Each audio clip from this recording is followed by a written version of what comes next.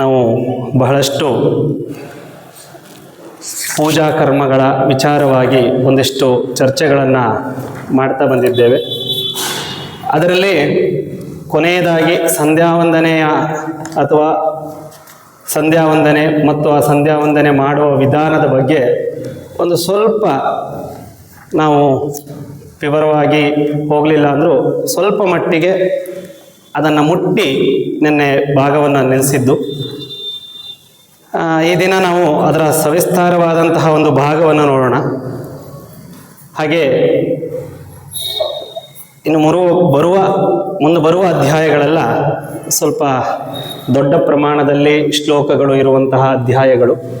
ಹಾಗಾಗಿ ನಾನು ಸಾರಾಂಶಗಳಲ್ಲಿ ಮಾತ್ರ ಅದನ್ನು ನಿಮಗೆ ಅರ್ಥ ಮಾಡಿಸುವ ಪ್ರಯತ್ನವನ್ನು ಮಾಡ್ತಾ ಇದ್ದೇನೆ. ಏನೇನ ಹೇಳಿದ ಹಾಗೆ ಭಾವಿಸಬೇಡಿ. ಗರುಡ ಪುರಾಣದಲ್ಲಿ ಕೇವಲ ಗಂಡು ಮಕ್ಕಳ ಉಪಾಸನಾ ಕ್ರಮ ಮಾತ್ರ ಹೇಳಿದ್ದಾರೆ. ನಮ್ಮ ಮನೆಯಲ್ಲಿ ಗಂಡು ಮಕ್ಕಳು ಹೀಗೆ ಮಾಡ್ತಾ ಇಲ್ಲ, ಹೋಗಿ ನೋಡಿ ಭಟ್ರು ಹೇಳಿದ್ದಾರೆ ನೀವು ಹೀಗೆ ಇರಬೇಕು ನಾಳೆಯಿಂದ, ಹಾಗೆ ಹೀಗೆ ಅಂತೆಲ್ಲ ತುಂಬ ಒತ್ತಾಯ ಮಾಡ್ಲಿಕ್ಕೆ ಹೋಗಬೇಡಿ. ಯಾಕೆ ಅಂತಂದರೆ ಮತ್ತೆ ಈ ಧನ್ವಂತರಿ ಭಾಗ ಆದಮೇಲೆ ಸ್ತ್ರೀ ಸಂಸ್ಕಾರದ ಬಗ್ಗೆಯೂ ಕೂಡ ಒಂದಿಷ್ಟು ವಿಚಾರಗಳನ್ನು ಗರುಡ ಪುರಾಣದಲ್ಲಿ ಮಾತಾಡ್ತಾರೆ. ಆಗ ಮತ್ತೆ ಅವರು ನಿಮ್ಮಲ್ಲಿ ಅದೇ ವಿಚಾರವನ್ನು ತಿರುಗಿಸಿ ಹೇಳುವಂಥ ಸಂದರ್ಭ ಬರಬಾರ್ದು. ನಾನು ಹಾಗೆ ಹೇಳಿದ ಹಾಗೆ ನಿನ್ನೆ ಪ್ರಸ್ತಾಪ ಮಾಡಿದೆ ಉಷಾಕಾಲ ಅಂತ ಹೇಳಿ. ಉಷೆ ಕಾಲ ಹೆಸರೇ ಹೇಳುವಂತೆ ಪ್ರಥಮ ಉಷೆ ಭೂಮಿಗೆ ಬೀಳುವುದು. ಉಷೆ ಅಂದರೆ ಕಿರಣ ಬೀಳುವಂತಹ ಸಮಯಕ್ಕೆ ಉಷಾಕಾಲ ಅಂತ ಹೇಳ್ತಾರೆ. ಬ್ರಾಹ್ಮಿ ಉಷೆ ಕಾಲದಲ್ಲಿ ನಾವು ಅರ್ಘ್ಯ ಪ್ರದಾನವನ್ನು ಮಾಡಬೇಕು. ಅರ್ಘ್ಯ ಪ್ರದಾನವನ್ನು ಮಾಡಬೇಕು, ಜಪ ತಪಗಳನ್ನು ನಾವು ಆಚರಿಸಬೇಕು ಅಂತ. ಹಾಗಾದರೆ ಉಷಯ ಕಾಲದಲ್ಲಿ ನಾವು ಅರ್ಘ್ಯ ಪ್ರದಾನ ಮಾಡಬೇಕು ಅಂತಾದರೆ ಬ್ರಹ್ಮ ಮುಹೂರ್ತದಲ್ಲಿ ಏಳಬೇಕು ಅಲ್ವಾ? ಹಾಗಾದರೆ ಯಾಕೆ ಬ್ರಹ್ಮ ಮುಹೂರ್ತ ಅಂತ ಹೇಳುವಾಗ ಸರ್ವೇ ಸಾಮಾನ್ಯ ಸರಿಯಾದ ಕ್ರಮದಲ್ಲಿ ನೀವು ಬ್ರಹ್ಮ ಮುಹೂರ್ತವನ್ನು ಲೆಕ್ಕಾಚಾರ ಮಾಡಿದ್ರೆ 4 ಗಂಟೆಯೂ ಅಲ್ಲ, ಇನ್ನು ಮುಂಚೆ ಬರ್ತದೆ. ಸಾಮಾನ್ಯ 3:30, 3:20 ಹೀಗೆ ಬ್ರಹ್ಮ ಮುಹೂರ್ತಗಳು ಅಥವಾ ಬ್ರಹ್ಮನ ಕಾಲ ಅನ್ನೋದು ಶುರುವಾಗ್ತದೆ ಅಂತ. ಯಾಕೆ ಇಷ್ಟು ಬೇಗ ಹೇಳಿದ್ದಾರೆ ಅಂತ ಕೇಳಿದ್ರೆ, ಇದರಲ್ಲಿ ಹೇಳಿದಂತಹ ಕ್ರಮದಲ್ಲಿ ನಾವು ಶೌಚವನ್ನು ಮಾಡಿಕೊಳ್ಬೇಕು ಅಂತಾದರೆ ಅಷ್ಟು ಸಮಯ ಬೇಕು. ವಿಶೇಷವಾಗಿ ಇದರಲ್ಲಿ ಹೇಳುವಂತೆ ನಾವು ಪ್ರಥಮವಾಗಿ ಎದ್ದ ತಕ್ಷಣ ಹಾಸಿಗೆಯಲ್ಲಿ ಕೂತಂತೆ ಭಗವಾನ್ ಪುರುಷೋತ್ತಮನನ್ನು ಧ್ಯಾನ ಮಾಡಬೇಕು. ಎದ್ದ ಕೂಡಲೇ ಕಾಫಿ ಬಂತ ಅಂತ ಕೇಳೋದಲ್ಲ ಅಂತ.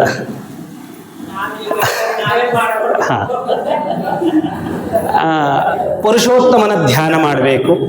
ಪುರುಷೋತ್ತಮನ ಧ್ಯಾನವನ್ನು ಮಾಡಿ ಭಗವತಿ ಭೂಮಿಯನ್ನು ಸ್ಪರ್ಶಿಸಿ ಆ ಭೂಮಿಗೆ ಒಂದು ಧನ್ಯವಾದವನ್ನು ಹೇಳಿ ನಾವು ದಂತಲಾಗನದ ಕ್ರಿಯೆಗೆ ಮುಂದಾಗಬೇಕು. ಅಂದರೆ ಉಳಿದ ನಾವು ಏನು ಕ್ರಿಯೆಗಳು ಉಂಟು, ನಮ್ಮ ಶೌಚಕ್ರಿಯೆಗಳು ಅಂತ ಏನು ಹೇಳ್ತೇವೆ, ಹಾಗೆ ಹೋಗಿ ಬಹಿರ್ದೇಶಕ್ಕೆ ಹೋಗಿ ಬಂದು ದಂತಲಾಗನ ಮಾಡಬೇಕು. ಇದರಲ್ಲಿ ಈಗೆಲ್ಲ ನಮಗೆ ಟೂತ್ ಪೇಸ್ಟು, ಬ್ರಷ್ಷು ಇತ್ಯಾದಿಗಳೆಲ್ಲ ಬಂದಿದೆ.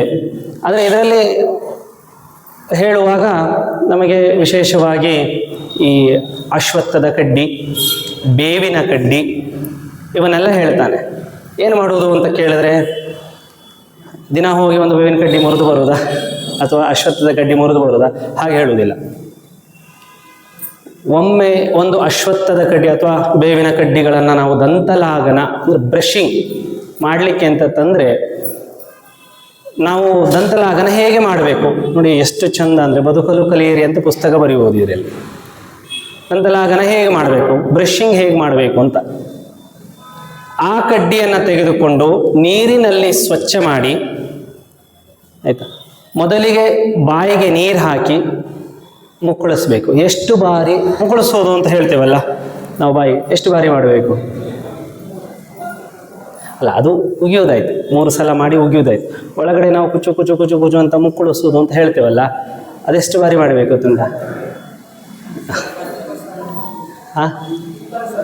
24 ಸಲ ಮಾಡಬೇಕಂತೆ.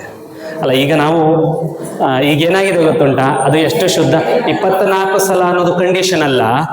ನಾ ಹೇಳ್ತೇನೆ ಕೇಳಿ, 24 ಸಲ ಅನ್ನೋದು ಕಂಡೀಷನ್ ಅಲ್ಲ.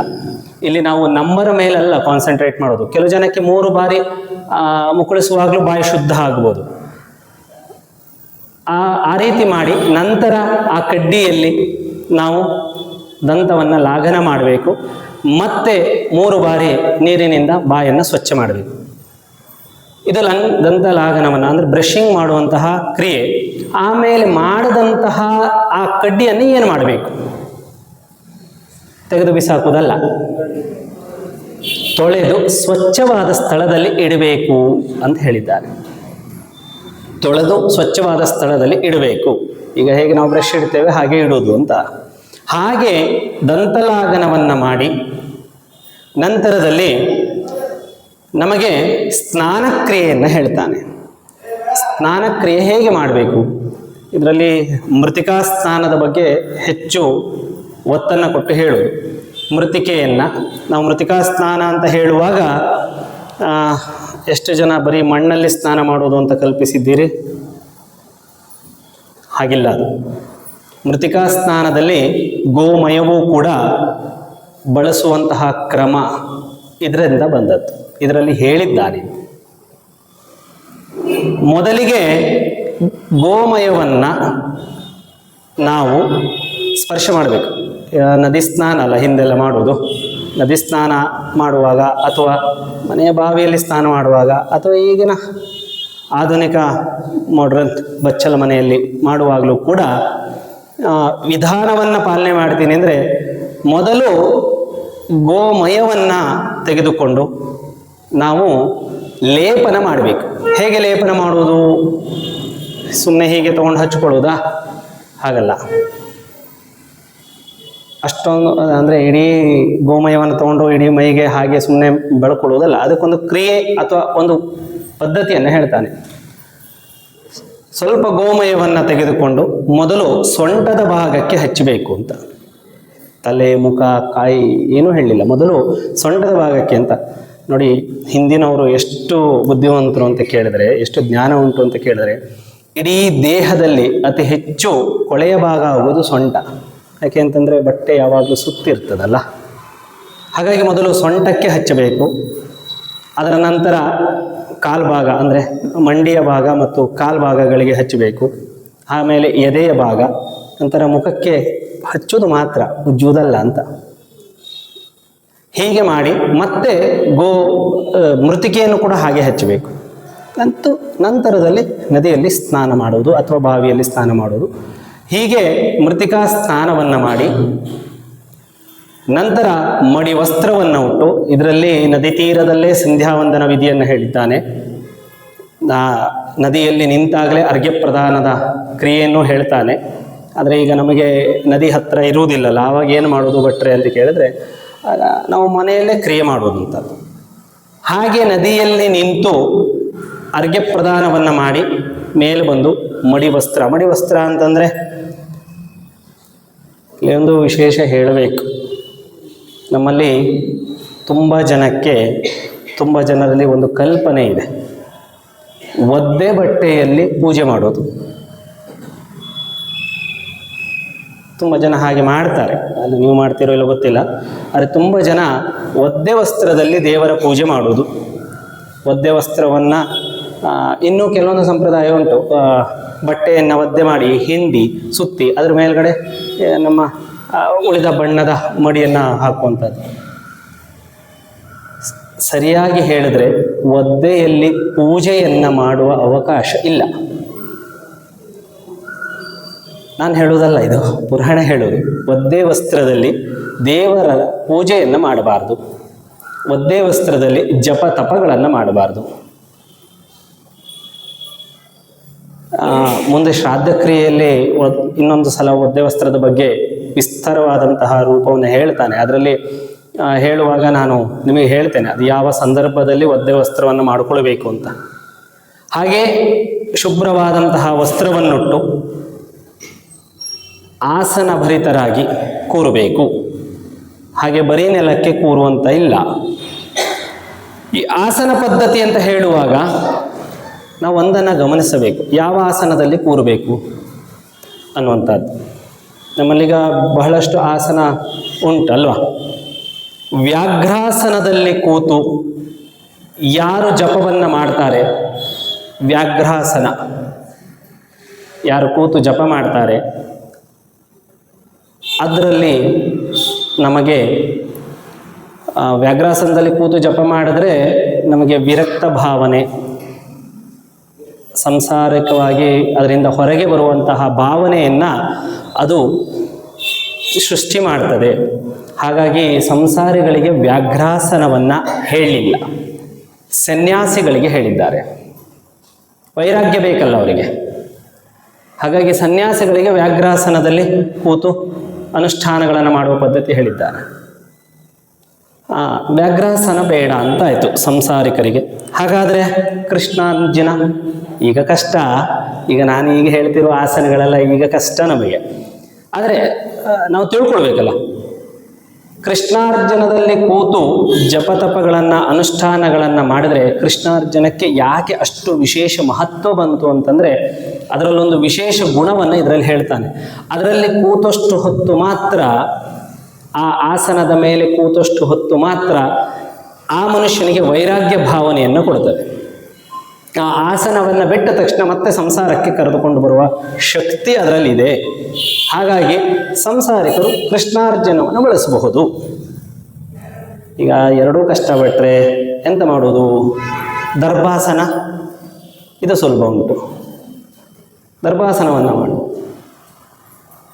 ಅಲ್ವಾ. ದರ್ಭಾಸನವೂ ಇಲ್ಲ ಅಂತಾದರೆ ಅಲ್ಲ, ಪ್ಲಾಸ್ಟಿಕ್ ಚಾಪೆ ಇದರಲ್ಲಿ ಹೇಳಲಿಲ್ಲ, ಬಹುಶಃ ವ್ಯಾಸರಿಗೆ ಗೊತ್ತಿರಲಿಲ್ಲ ಪ್ಲಾಸ್ಟಿಕ್ ಚಾಪೆ ಬರ್ತದೆ ಆಯಿತಾ. ದರ್ಭಾಸನವೂ ಇಲ್ಲ ಅಂತಾದರೆ ಏನು ಮಾಡಬೇಕು ಅಂತ ಕೇಳಿದ್ರೆ ಮರದ ಆಸನ ಅಂದರೆ ಅದೇ ಮಣೆ ಅಂತ ನಾವೇನು ಕರಿತೇವೆ, ಅದು ಅಡ್ಡಿಲ್ಲ. ಆದರೆ ಅದರಲ್ಲಿ ಯಾವುದೇ ಒಂದು ಧನಾತ್ಮಕ ಮತ್ತು ಋಣಾತ್ಮಕ ಶಕ್ತಿಯ ಗುಣಗಳಿಲ್ಲ. ತನ್ನಿಂದ ತಾನಾಗಿ ಏನೋ ಒಂದು ಶಕ್ತಿಯನ್ನು ಮನುಷ್ಯನಿಗೆ ಅನುಷ್ಠಾನಕ್ಕೆ ಕೊಡುವ ಶಕ್ತಿ ಇಲ್ಲ.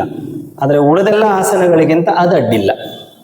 ನಾವು ಮಣೆ ಮೇಲೆ ಕೂತೋ, ಈಗ ಹೇಗೆ ಉಳಿದ ಆಸನದ ಮೇಲೆ ಕೂತಾಗ ಏನು ನಾವು ಆ ವೈರಾಗ್ಯವನ್ನು ಅಥವಾ ಅನುಷ್ಠಾನಕ್ಕೆ ಬೇಕಾದಂತಹ ದೈಹಿಕವಾದಂತಹ ಬಲವನ್ನು ಪಡಿತೀವಿ, ಆ ರೀತಿ ಬಲವನ್ನು ಕೊಡುವ ಶಕ್ತಿ ಮಣೆಗಿಲ್ಲ.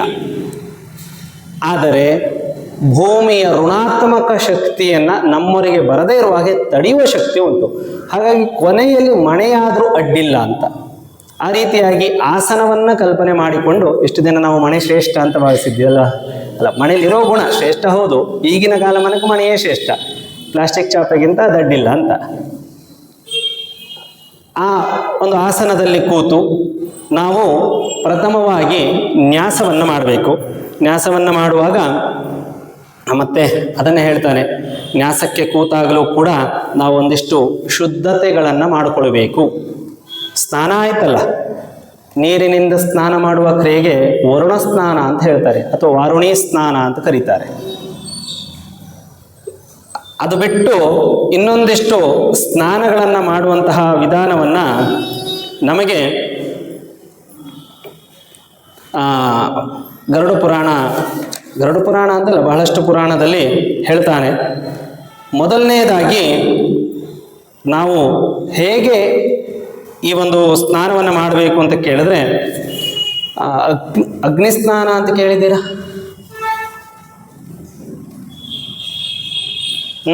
ಅಗ್ನಿಸ್ನಾನ ಕೇಳಲಿಲ್ಲಲ್ಲ? ಇದಂತ ಬಿಟ್ರೆ ಬೆಂಕಿ ಮೈ ಮೇಲೆ ಹಾಕೊಳ್ಳೋದ? ಮೊದಲನೇದು ಬ್ರಾಹ್ಮ್ಯ ಅಗ್ನಿಸ್ನಾನ ಅಂತಂದರೆ ಭಸ್ಮವನ್ನು ಹಚ್ಚುವಂಥದ್ದು. ಅದಕ್ಕೆ ಮಂತ್ರ ಉಂಟು. ಆ ಮಂತ್ರಪೂರಿತವಾಗಿ ಇಡೀ ದೇಹಕ್ಕೆ ಭಸ್ಮ ಲೇಪನ ಮಾಡುವುದು ಕೂಡ ಸ್ನಾನ ಅಂತ ಹೇಳಿದ್ದಾನೆ. ನೀವು ಒಂದು ಪಕ್ಷಕ್ಕೆ ಕೆಲವೊಂದು ಸ್ಥಳಗಳಿಗೆ ಹೋದಾಗ ಸ್ನಾನ ಮಾಡಲಿಕ್ಕೆ ಆಗೋದಿಲ್ಲ, ನೀರು ಸಿಗೋದಿಲ್ಲ. ಇಲ್ಲಿಂದ ಮಾನಸ ಸರೋವರಕ್ಕೆ ಹೋಗ್ತೀರಿ, -8, 10, 15, 20 ಟೆಂಪ್ರೇಚರ್ ಇರ್ತದೆ. ಸ್ನಾನ ಮಾಡಿ ಅಂದರೆ ಅಯ್ಯೋಯ್ಯೋ ಭಟ್ರೆ ಅಂತೀರಿ. ಹಾಗೆಂತ ಮಾಡೋದು?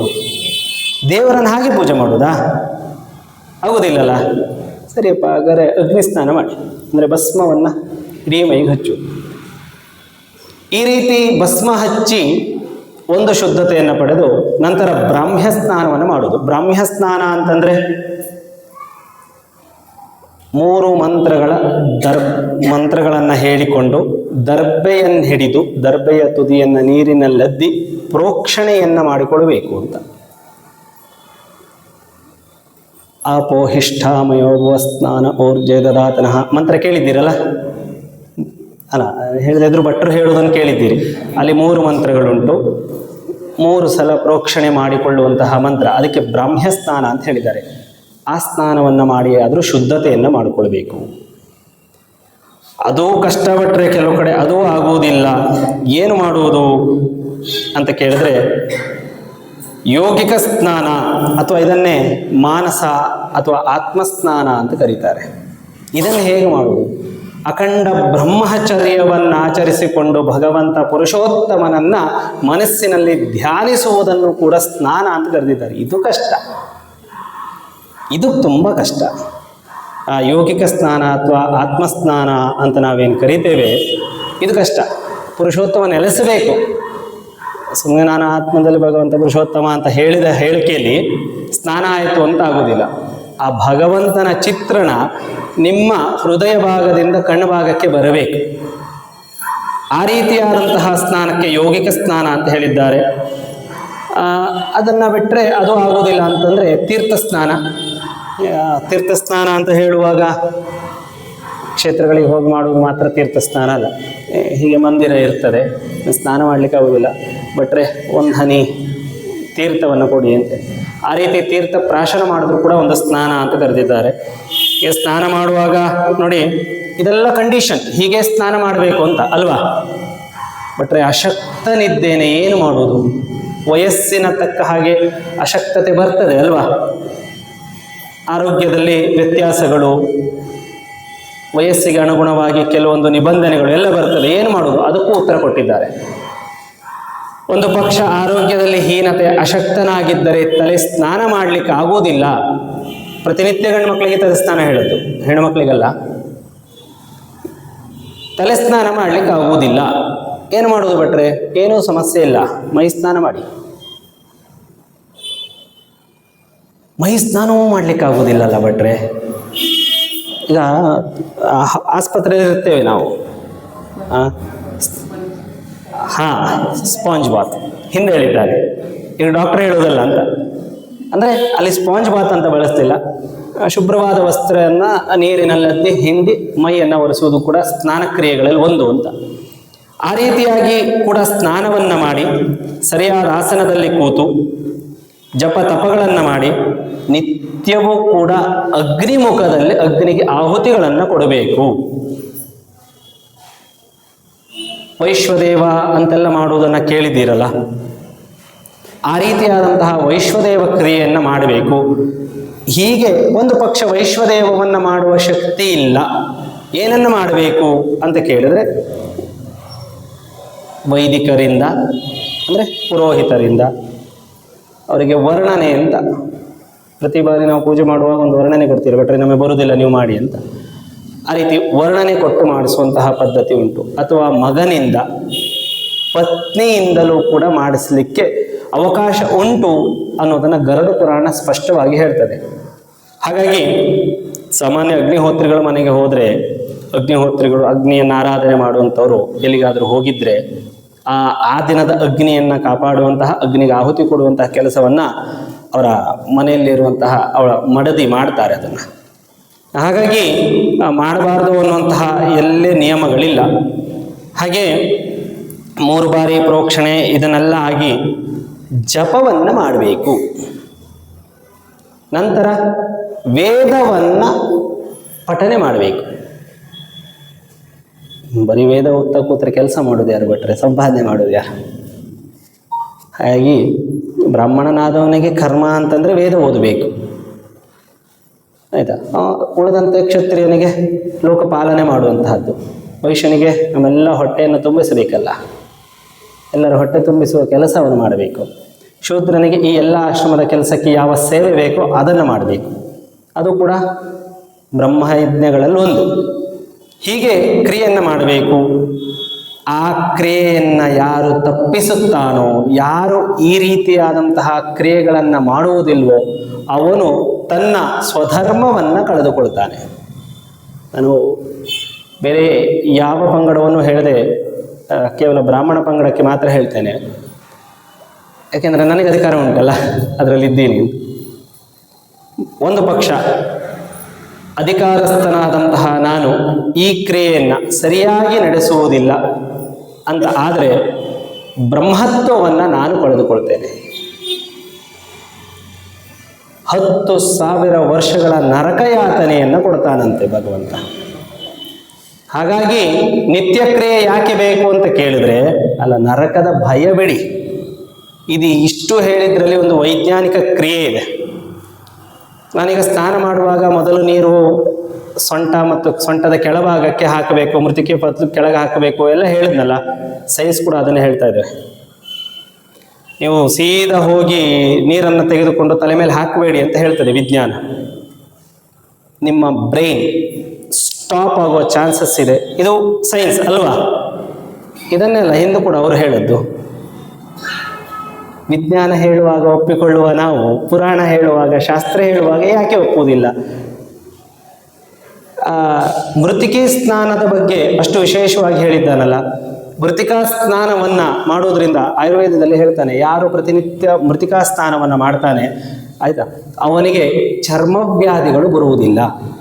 ನೀವು ಬೇಕಾದರೆ ಪರೀಕ್ಷೆ ಮಾಡಿ, 7 ದಿನಗಳ ಕಾಲ ಸತತವಾಗಿ ಮೃತ್ತಿಕಾ ಸ್ನಾನವನ್ನು ಮಾಡಿ, ನಿಮ್ಮ ಬೆವರಿನ ವಾಸನೆ ಬರುವುದಿಲ್ಲ. ನಾವು ಬೆವರ್ತೇವಲ್ಲ, ಮನುಷ್ಯರಾದ ಮೇಲೆ ಬೆವರಬೇಕಲ್ಲ. ಆ ಬೆವರಿನ ವಾಸನೆ ಬರುವುದಿಲ್ಲ ಮೈಯಿಂದ. ಮೃತ್ತಿಕೆಗೆ ಆ ಒಂದು ಶಕ್ತಿ ಉಂಟು ಅಂತ. ಹಾಗಾಗಿ ಮೃತ್ತಿಕಾ ಸ್ನಾನದ ಬಗ್ಗೆ ಅಷ್ಟು ಹೇಳೋದು. ಇಷ್ಟೆಲ್ಲ ಹೇಳುವ ನಾನು ನನ್ನ ಮನೆಯಲ್ಲಿ ಮಾಡ್ತೇನೆ ಅಂತಲ್ಲ, ಆದರೆ ಮಾಡುವ ರೂಢಿ ಉಂಟು. ಹೇಗೆ ಮಾಡಬೇಕು ಮೃತ್ತಿಕಾ ಸ್ನಾನ, ವಿವರಗಳು ಬೇಕು ಅಂದರೆ ಸಂಪರ್ಕ ಮಾಡಿ ಹೇಳಿಕೊಡ್ತೇನೆ, ತೊಂದರೆ ಇಲ್ಲ.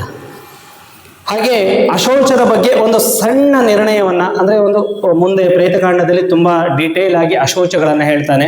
ಈಗ ನಮ್ಮಲ್ಲಿರುವಂತಹ ಕ್ರಿಯೆಗಳೇ ಹುಟ್ಟು ಮತ್ತು ಸಾವಿನಲ್ಲಿ ಅಶೌಚ, ಮೈಲಿಗೆ, ಪುರುಡು, ಸೂತಕ ಅಂತೆಲ್ಲ ಹೇಳ್ತೇವಲ್ಲ ನಾವು, ಹೇಗೆ ಬಳಸಬೇಕು ಅನ್ನುವಂತಹದ್ದು.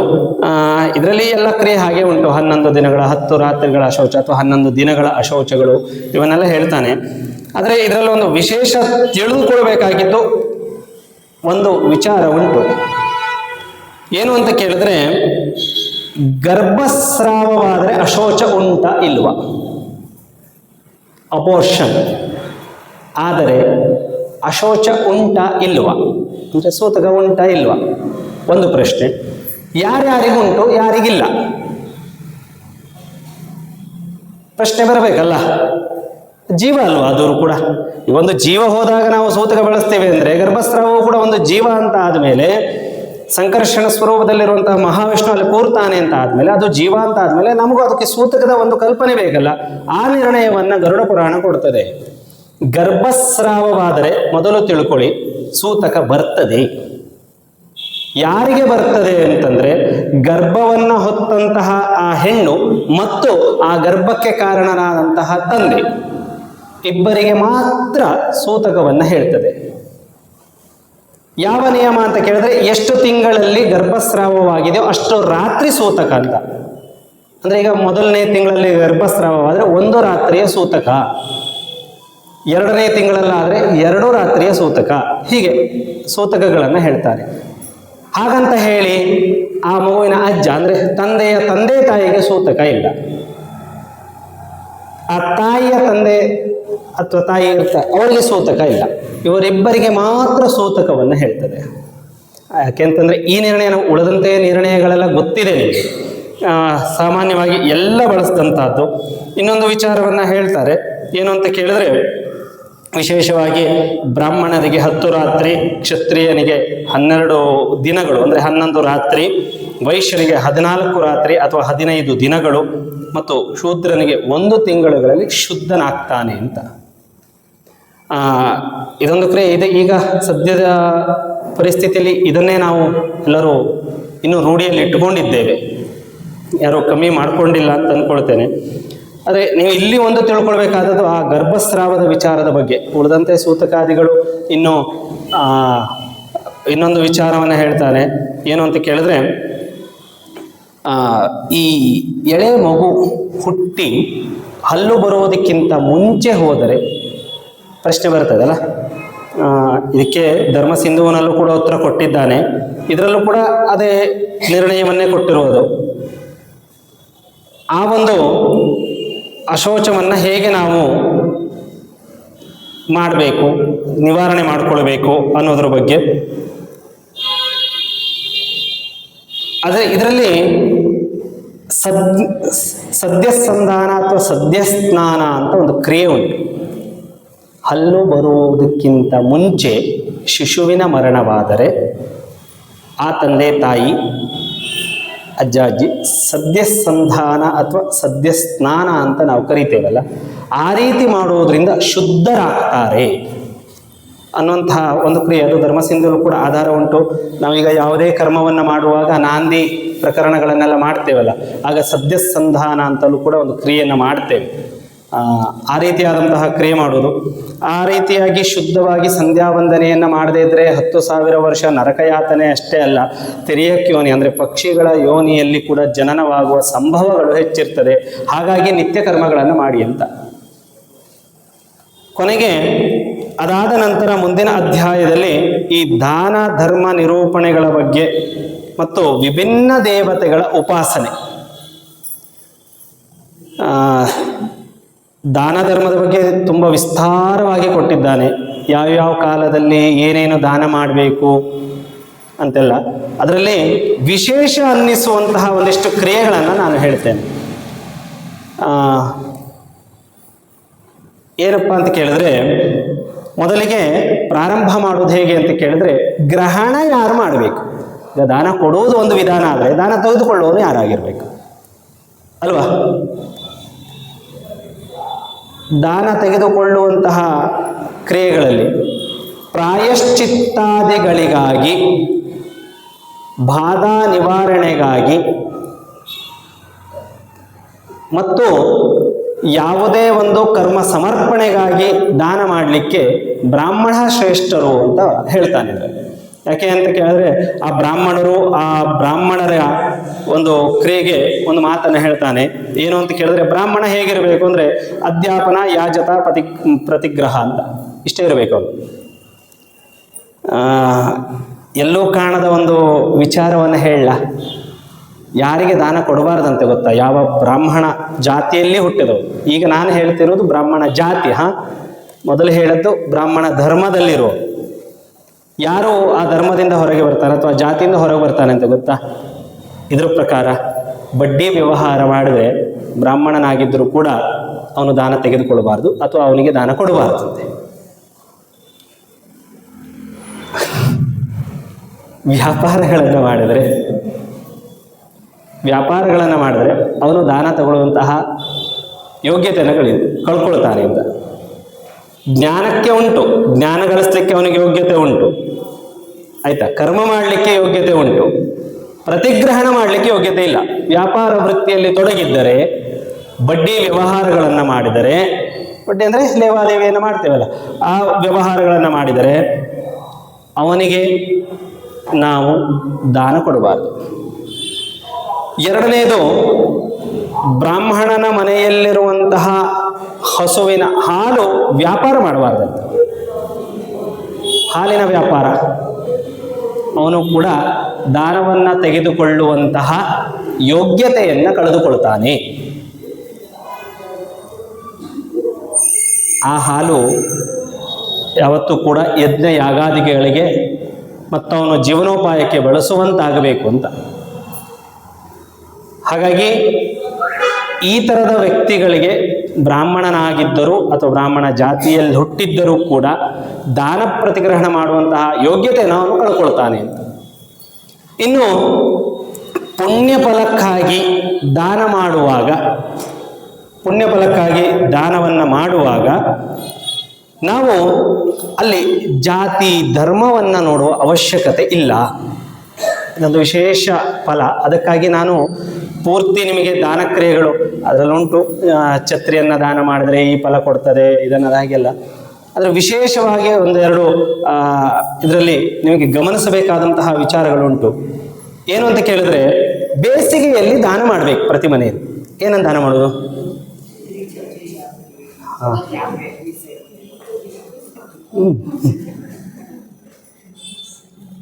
ಸ್ಪೆಷಲಿ ಜಲವನ್ನು ದಾನ ಮಾಡಬೇಕು ಅಂತ ಹೇಳಿದ. ಮಜ್ಜಿಗೆ ಕೊಡಿ, ತೊಂದರೆ ಇಲ್ಲ.